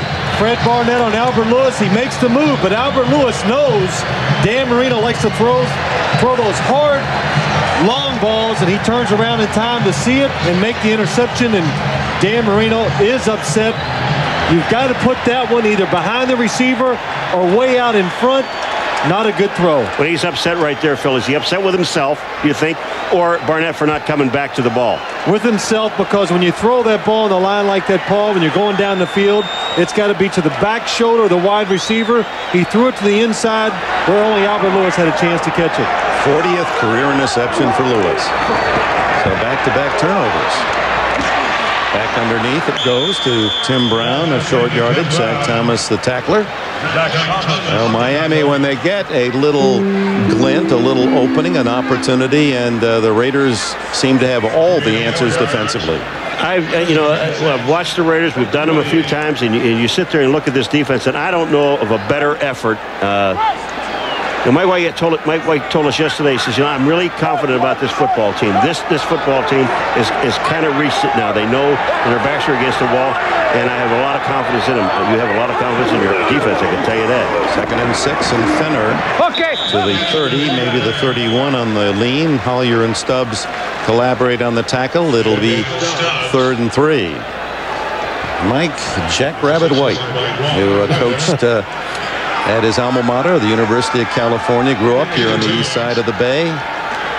Quite an athlete, although always small through his athletic career, but was kind of the decathlete of sports. Played rugby, football, was a track man. Still runs a lot. I mean, he really looks great and gets out there every day and runs 6-8 miles.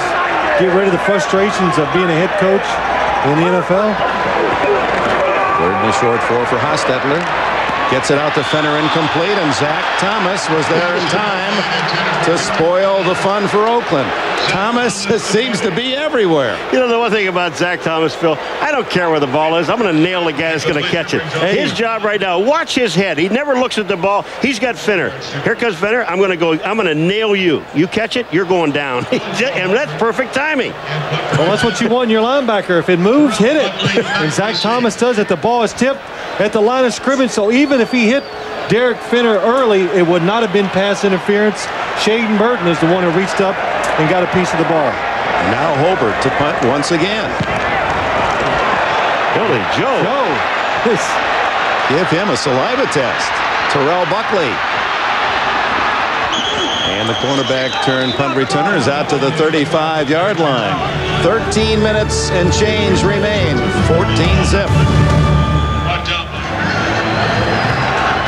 Back in Oakland, when the Dolphins hit 4th down after the Raiders failed on offense, Dan Marino, who didn't say anything to anybody the entire time during that defensive set, walked over to his offensive line and said, hey guys, stick together.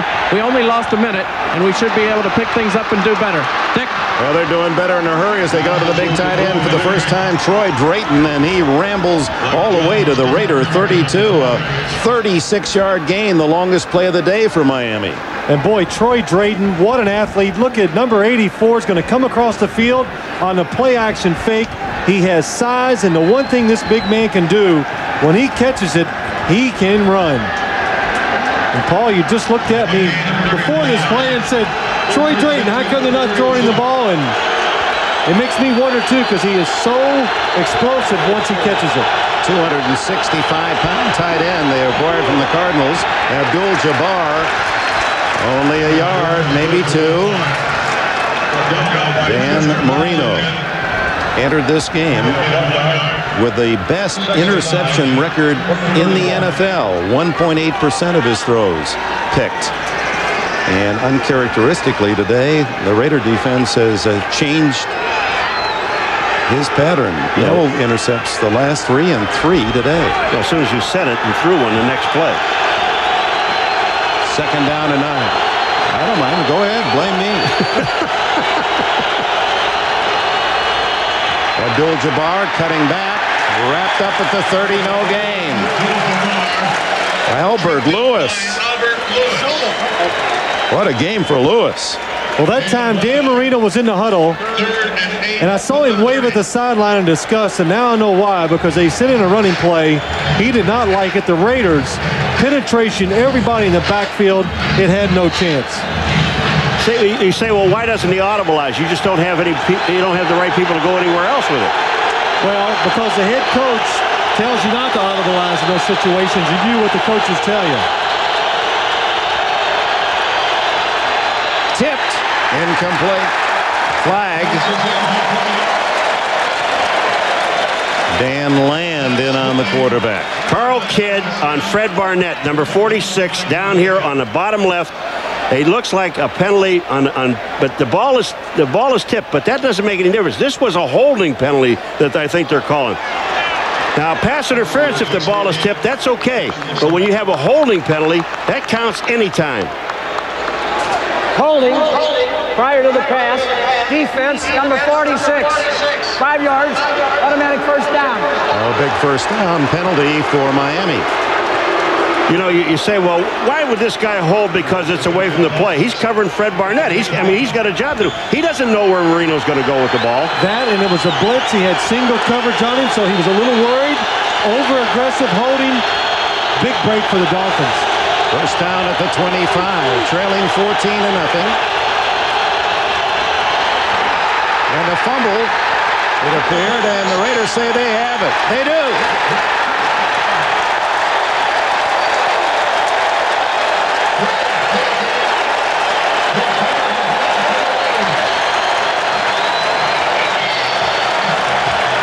I will say this one thing, Dick. This will be a game that Marino would love to forget.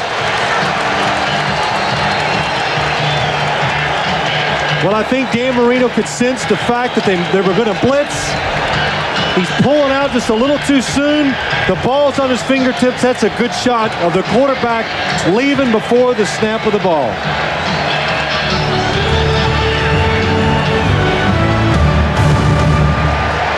And a disgusted Dan Marino, 3 interceptions, now a fumble, goes over to his center. Tim Ruddy said, hey, it's on me. It's my fault.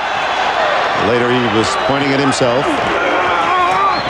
At the 26, a loss of a yard as Napoleon Kaufman tackled by Daniel Stubbs. Let's go back to Marino's day, mad day for him to be mad. First intercepted by Terry McDaniel. And then another by linebacker Mike Morton.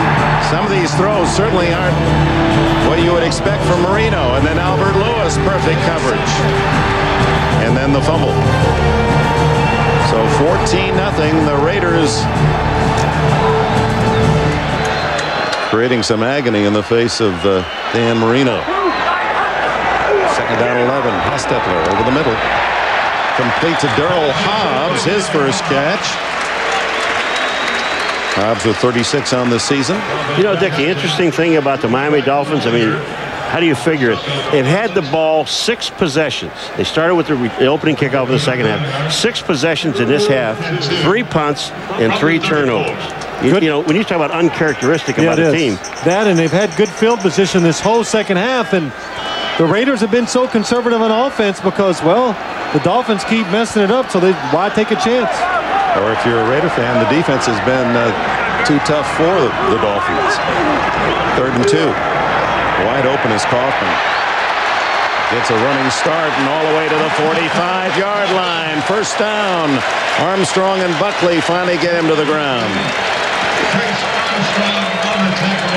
Well, the Dolphins come on a blitz. They send the linebackers up in the middle. Napoleon Kaufman, nobody is covering him.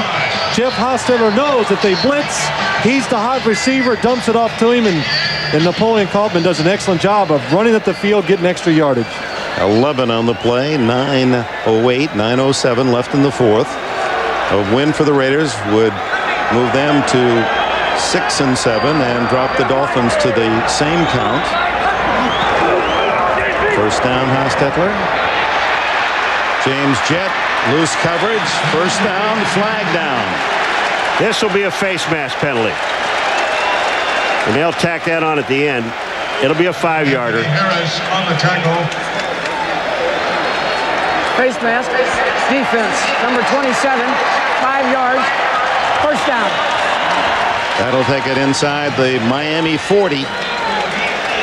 Terrell Buckley coming up trying to make the play, and it's not meant to be, but they called it on Terrell Buckley, and it wasn't him. It was on Sean Hill, number 31. 12 yards. It's a shame you get accused of something you didn't do. You know what I mean? Yes, it's happened to me. Yeah. Well, after those guys keep hitting you in the head after those interceptions, a lot of things should happen. Well, look at the Dolphin defense being a little conservative, and now's the time of the game, and they have to come up here and really take a chance now to stop this Raider drive. Kaufman. Oh, Dwight Howyer just sliding down the legs at his ankles as he was ready to sprint down the sidelines. 1 yard gain. Second and 9. 37. Well, the Dolphins get everybody up the field, and if Dwight Howyer, good job of keeping outside technique. That enables him to fall off and make the tackle. If he'd have gambled, went inside, Napoleon Kaufman would have had a big game. That's why you must be aware of where you are on the field and who's to your inside, because once people get outside, now you have no one out there to help you. Kaufman with 42 yards rushing today. Fenner with 40. Second and 9. Hostetler to the 30-yard line. 29. Tim Brown hit by Buckley. It'll be shy of a first down by a yard. What a job by Tim Brown. He just stayed in front of Terrell Buckley. He is a small corner. Tim Brown would be considered a pretty big receiver. He keeps his body in front of him, and there's no way Buckley can get around him and make the play. Meanwhile, the clock runs. 7:20 left in the fourth. Shooting for another 1,000-yard season is Brown. He's been over that mark the last 3 years.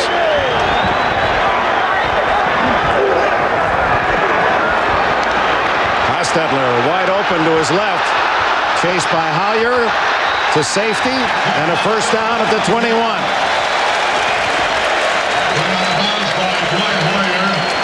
You know, Daniel Stubbs comes upfield, and Hostetler sees him. When he goes upfield and sells himself, number 96 at the bottom of the screen, watch what he does. Pat Arlo just takes him out. Stubbs goes around, and Hostetler just sees the hole. There's no way for Stubbs to get back in. Does the smart thing, tucks it away, picks up the first down. Well, I think that's the third time today on third and less than a yard. The Raiders have run a play-action pass. They have never gotten the ball down the field with the throw, but Jeff Hostetler scrambled a couple times for first downs. 8th play of the drive. Fenner hit by Tim Bowens. Dropped at the 20, a gain of 1. Well, in the first half, it was interesting that the Dolphins had not been shut out the first half of the game in 32 games. And now they're looking for points, still blanked with 6 minutes remaining, and the Raiders a 2-touchdown lead and well into field goal range. And chewing up the clock now under 6 minutes.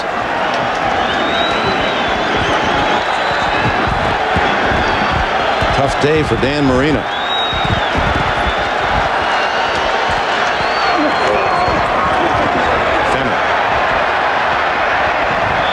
Maybe a yard. Anthony Harris, Trace Armstrong in on the stop. Anthony Harris on the tackle.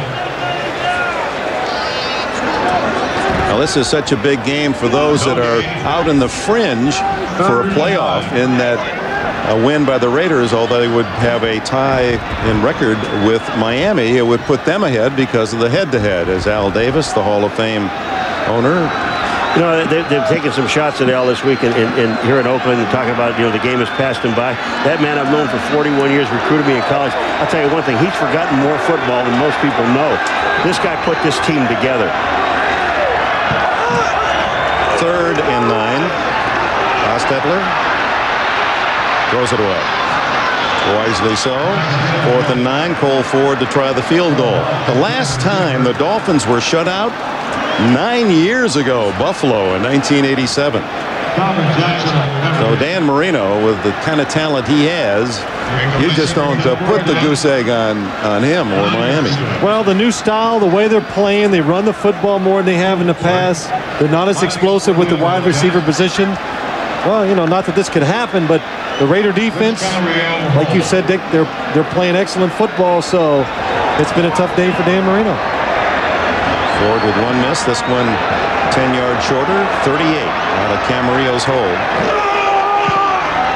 And it is good. He just did slide that one inside the upright. I'll tell you, both these kickers bring excitement to the game for the Raiders. 17-0 Oakland. You're watching the NFL on NBC. Fans enjoying a 17-0 lead, and they have been rough on Marino. Irving spikes, comes up on the 10, 20, and to the 34-yard line. James Felton Folston with a tackle, and a look at the remaining schedule for the Raiders, who feel maybe they run the table. They get in the playoffs at 9-7. Kansas City on a Monday night next game, then at Denver, and Denver already clinching all the important positions, and then Seattle at home. So. You know, Dick, when you look at this team, though, and this time of the year, Phil, this is when the defenses must take over, because they're going to play cold weather games. The defenses come in to play at the end, and the Raiders, where they played today, you were right at the beginning. They have a good chance of running the table. Incomplete. McDuffie handcuffed with that bullet from Marino. Albert Lewis was right there for the Dolphins. And Jimmy has said it didn't need 4 wins for him. He thought 3 out of 4 would get Miami in at 9-7. They have the Giants at home next week, and then Buffalo at home before they finish at the Jets. So a softer final 3 for Miami. Yeah, but those 3 out of 4 he wanted in the AFC, and this was one of the games that he wanted. I think they have a hard time, in case of a tie, winning the tiebreakers against the other AFC teams. And the same goes with the Raiders. Even if they go 9-7, the playoffs are not a high possibility. Marino. Oh, he had to wiggle and wag in order to get the ball out to Parmalee. Shy of the first down. Flags are down. Big old Chester McLaughlin. He is a force in on Marino. And he was offside. He gets a run. I was thinking they were going to stop this play, because it looked like Chester McLaughlin had a free run at Marino. Offside. Defense number 91. 5-yard penalty. Repeat the down. Second down. Big old Chester. You know, he's coming off the top, number 91. Now watch when he gets across the line of scrimmage and see if somebody picks him up. See, now he's got a shot, but Ruddy comes in and really saves Marino's life. You're right. Chester was about to nail him. 2nd and 5, 4.5 minutes left, 17-0. Almost offside again. McLaughlin out of the backfield to Parmalee, using the sidelines, and will save a timeout as he steps out of bounds at midfield. First down. Miami has its 3 timeouts left. Would someone explain to me what the neutral zone is? Yeah, I would love to know what the neutral zone is, because Chester McLaughlin again is in the neutral zone, if there's such a thing as that. Look at number 91. What is it? Where is that? That is the neutral zone. I think it was offsides. I think he was top of the neutral zone. Past the neutral zone. Boy. Marino, 4 wide receivers. Flag down, and another deflected pass by the Raiders. This time, Andre Bruce got a hand on it. They got legal motion by the Dolphins this time. They were moving. This play would have never happened. Prior to the snap, offense, number 78. 5-yard penalty, still first down. That's at least 2 for Richmond Webb.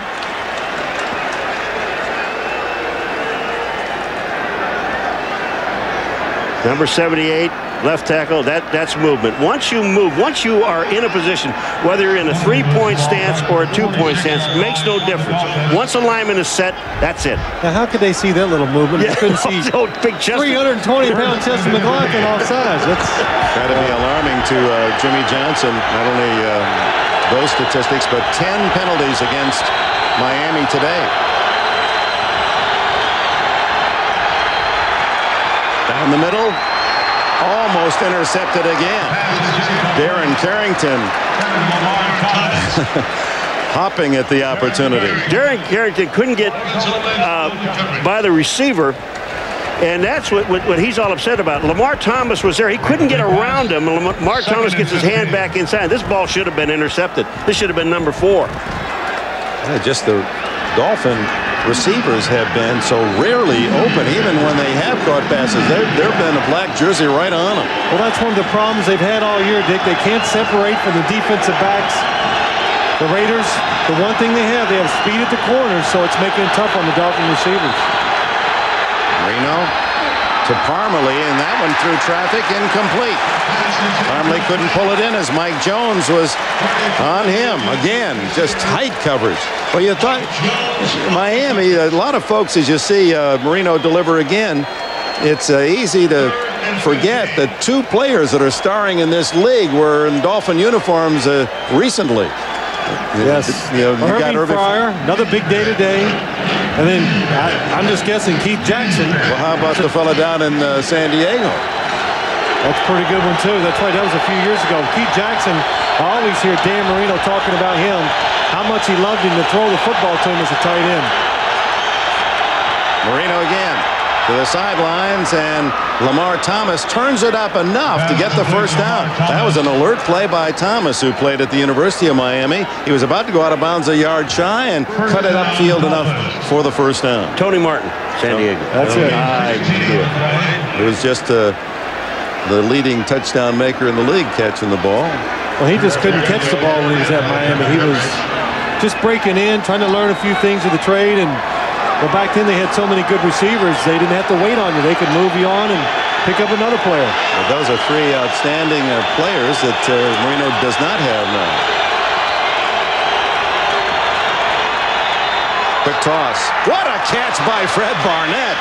How did he stretch that far? What a pass. What a pass. I mean, Fred Barnett makes a great move, but what a pass. Carl Kidd has no chance on this ball. And watch Barnett. Watch him stretch his arms to make the catch. Look where the ball is. Over the head of Kidd. He has no chance to turn. That's how Dan Marino meant to throw that pass a few series ago that was intercepted by Albert Lewis. High into the outside where his receiver is the only one that can get it. Underneath this time, it goes to Bernie Parmalee. Tackled just shy of the 10-yard line by Dan Land. Back to Barnett. He leads the Dolphins with 6 catches and 95 yards today. Clock running, 3:18. 17-0 the deficit, staring at Marino and Miami. Guns this one incomplete. And O.J. McDuffie had it, but Albert Lewis timing his hit perfectly. Albert Lewis goes to the Pro Bowl for today. I mean, this guy just has had a phenomenal football game. 36 years old. We're talking about Marcus Allen, the oldest running back. Here's Lewis playing a tough corner, still has his speed, and of course all the wisdom that comes with his 14 years in the league out of Grambling. You know, not only does he intercept passes, knocks him down, but he made some pretty good run stops today.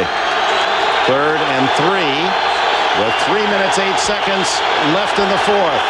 Marino has to spend a timeout.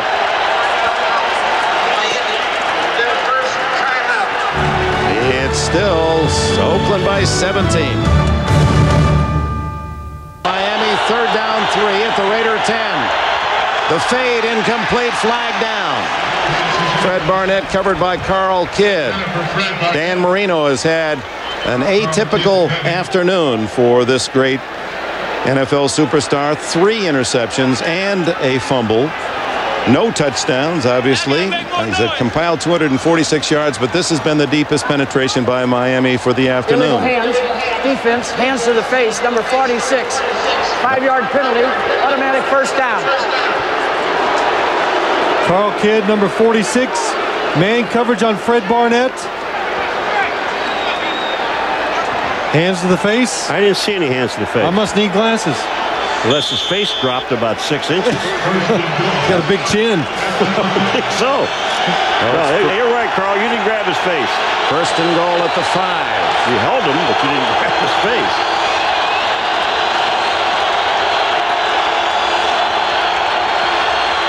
Same play, incomplete, same result. 2 flags. Now we got just pass interference. That'll be the 3rd call against Kidd here in the 2nd half. Well, he never is able to turn around and look for the ball, running into the receiver. Pass interference, defense in the end zone. By rule, the ball is placed at the 1-yard line. First down. If I was Carl Kidd, I'd go to Marino and say, would you throw that thing someplace else, please? Well, Carl Kidd down here at the bottom of your screen is never going to have a chance to turn around and look for the ball, so that is definitely pass interference. I mean, you're playing the Miami Dolphins. You're a defensive back. You've got to know they're going to try that play down the goal line in those situations. So the Raiders use their first timeout, leading 17-0. Miami at the 1 when we come back. 3:01 left. Miami trying to avoid a shutout. They've not been blanked in 9 years. Abdul-Jabbar dropped for a 3-yard loss. Greg Biekert led the charge. Well, this play just says it all about the whole day. The Miami Dolphins just getting overpowered by the Oakland Raiders. Watch Greg Biekert, number 54, times it perfectly. He just goes in. He blows the whole play up. Well, he runs over 2 players. He runs over McIver, and he also runs over Stanley Pritchett, a guard and a fullback, and makes the play. So the Raiders use another timeout. The 2nd and goal from the 4, and Marino goes to the sidelines to seek some help. Mike White's team led 14-0 at the halftime, and then a field goal here in the second half, accounting for the scoring. And we welcome those of you who have seen the Houston Oilers continue in a very fine year, defeating the Jets, who have had a very unhappy year. 35-10 the final, the Oilers. The Jets have the playoffs yet? Jets go 1-12, while the Houston Oilers move within 2 of Central Division leader Pittsburgh. The Steelers defeated earlier today. Yes, they were officially eliminated today, Paul. So you can figure that out. Thank you very much. Thank you. 2 minutes and 39 seconds left here in Oakland, where it's been all Raiders. Miami trying to get on the board. 2nd and goal. Marino. Touchdown as he drills it to Randall Hill. Hill's 3rd touchdown reception of the year. So at least for Marino, some salve on the wounds. He avoids the shutout. Well, it was a good throw by Dan Marino. He's going to be looking left all the way, and then finally in the back of the end zone, he sees the open receiver, Randall Hill, and is that Carl Kidd again? Carl Kidd. Nedney. And now you think back to the end of the first half when Nedney made a 37-yard field goal, and there was a 5-yard Miami penalty, and then he missed from 42, or it would be a touchdown game.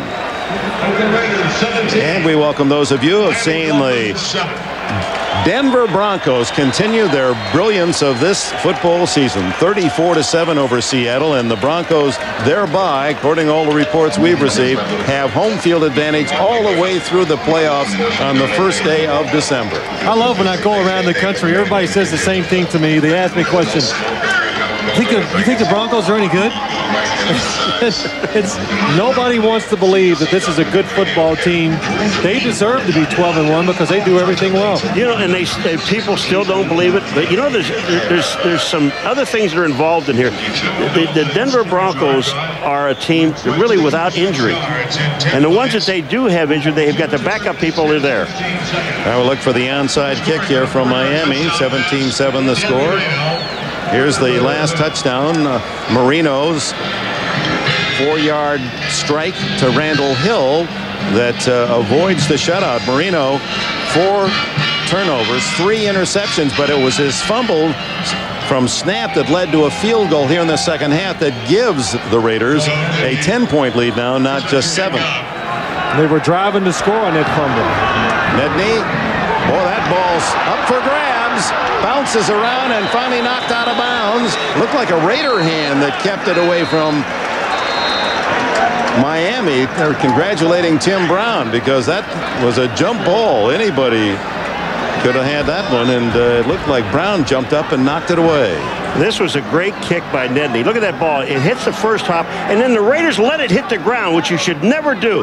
Now, here's the ball in the air, and watch this. Tim Brown knocks it out of bounds. What a heads-up play. Touch the ball prior to going out of bounds. First down. And so it's a Raiders ball at that spot. So Tim Brown, who has a new record, NFL record for punt returns in a career, more than anyone has ever returned kicks, makes another one of those little things you don't see in the box score plays that are so important.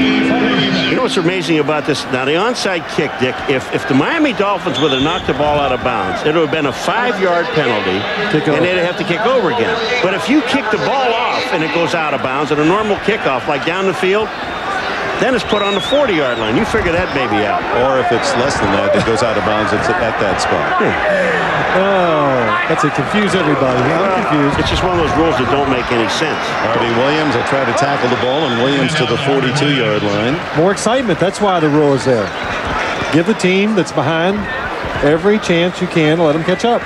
Miami has 2 timeouts, and at 2:20 they don't use one of them, so that means the Raiders can let it run to the 2-minute warning. Derek Fenner started the scoring in the second quarter, a 6-yard run after Terry McDaniel's interception. Then Hostetler to Tim Brown made it 14-0, a 6-yard pass play at the half. And then the fumble recovery and the field goal by Ford made it 17-0 before Miami's score. 2 minutes left in Oakland. The Oakland Raiders trying to go 6-7. They first scored on this Fenner 6-yard effort. That was after a Marino interception. And then Tim Brown spinning away for his 8th touchdown catch of the year to make it 14-0 at the half. And now back to live action. R.B. Williams protecting the ball at the 41-yard line, where it'll be 3rd down and about 5. And no timeout used by Miami here. I don't understand this now. You take the timeouts now. You know that all the Raiders are going to do is run the football. So that's like giving them 40 seconds. Maybe Jimmy figures that not going to be able to overcome the 17-7. That casts a Yeah, ball. I'm surprised. Yes, I'm trying to think of a lot of reasons why you don't call the timeout, but I can't come up with any. Brown in motion on 3rd down. And Williams fights close to the first down. He's a yard shy. Shane Burton makes the tackle. Still not taking. Now they take it 1:08 left. Shane Burton on the tackle. And Miami has 1 timeout left. This is a 30-second timeout. Now, Paul told me no matter how cold it is in Green Bay, he was going to go in short sleeves and do the game. No, see, I didn't throw an interception and have somebody slap me in the head. Believe me, I'm not going in short sleeve. Emergency kicker Billy Joe Hobart has done a terrific job, as you saw, over 41-yard average today. And false start as the flags fly with 1:08 left. I don't understand why Dan Turk didn't get a call on before. He gets over the ball and he pumps up and down on the ball. I mean, that would draw the defense offside anyway. False start. Offense. Number 96 prior to the snap. So that's 96. 5-yard penalty. Still 4th down. But you can see Turk. I mean, he lifts himself, and that could draw the guys offside. Well, Billy Joe's happy now. They move it back 5, and he can crank another one out there. Yeah, so it won't mess up his yardage. That's right. His average. Now, he'll go home tonight, and he'll be mad about that one bad punt. He's had 4 really good ones. That one bad one, though, that'll... What they say about him, he's so intense and competitive. He sweats when you're dealing the first round of cards. I'd say he is a joy to talk to. He's fun. Oh, man.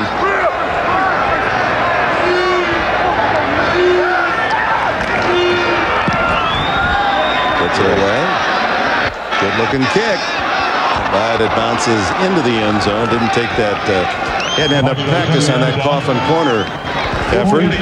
Marino starts at the 20 with 1 minute and a second remaining, trailing by 10. Oh, I'll tell you, that promo we had for Jurassic Park, I love those huge chickens. What were those? I don't know. Well, in a way, a prehistoric chicken. It looked like a chicken, didn't it? Yeah. Beautiful. What do you think you were in your first life? I was one of those chickens. You were a rock. Marino underneath. Parmalee protects the ball out to the 35. And Marino will not use his last time out here. Mike Morton on the tackle. Well, for those of you who weren't with us for the entire game here in Oakland, it's been an outstanding effort by the Raider defense. They just harassed Marino from the opening bell down to the 50, 31, 30 seconds. He threw 3 interceptions, fumble as well. This is a stats builder now, isn't it? First and 10 at the 49. That's exactly what it is. And the Raiders just give them a chance for 1 or 2 more plays, and then they'll. McDuffie to the 40. And Marino uses his last time out with 9 seconds.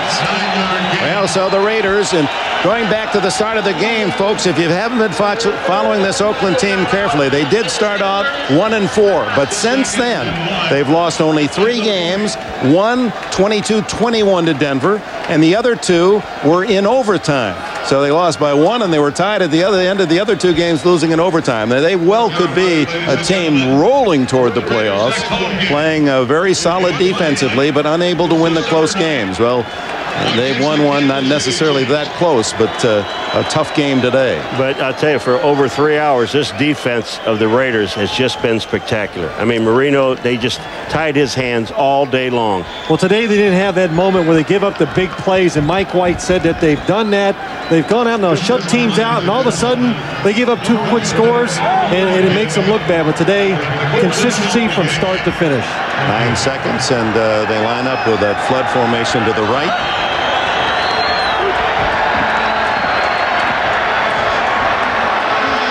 To the goal line. And it falls incomplete with 1 second left. It gives you a chance to practice that Hail Mary pass once more. Jimmy Johnson, the master motivator. Tough week, losing on Monday night, a game that he thought they should have won against the Steelers. Had many opportunities in that game to win it, and actually I thought they played well. Today they just weren't up. They weren't up physically, just not a match for the Oakland Raiders. The 9-7 teams, some will get in, or one will get in, 9-7. These guys could go to 9-7, both of these teams. Right. There might be one 9-7 team get in. Now this is it, and it ends with a Raiders sack. Nolan Harrison, the punctuation mark on a 17-7 Oakland Raider win. Final score, Oakland Raiders 17, Miami Dolphins 7. Both the Dolphins and the Raiders now 6-7, both needing 3 in a row to make the playoffs.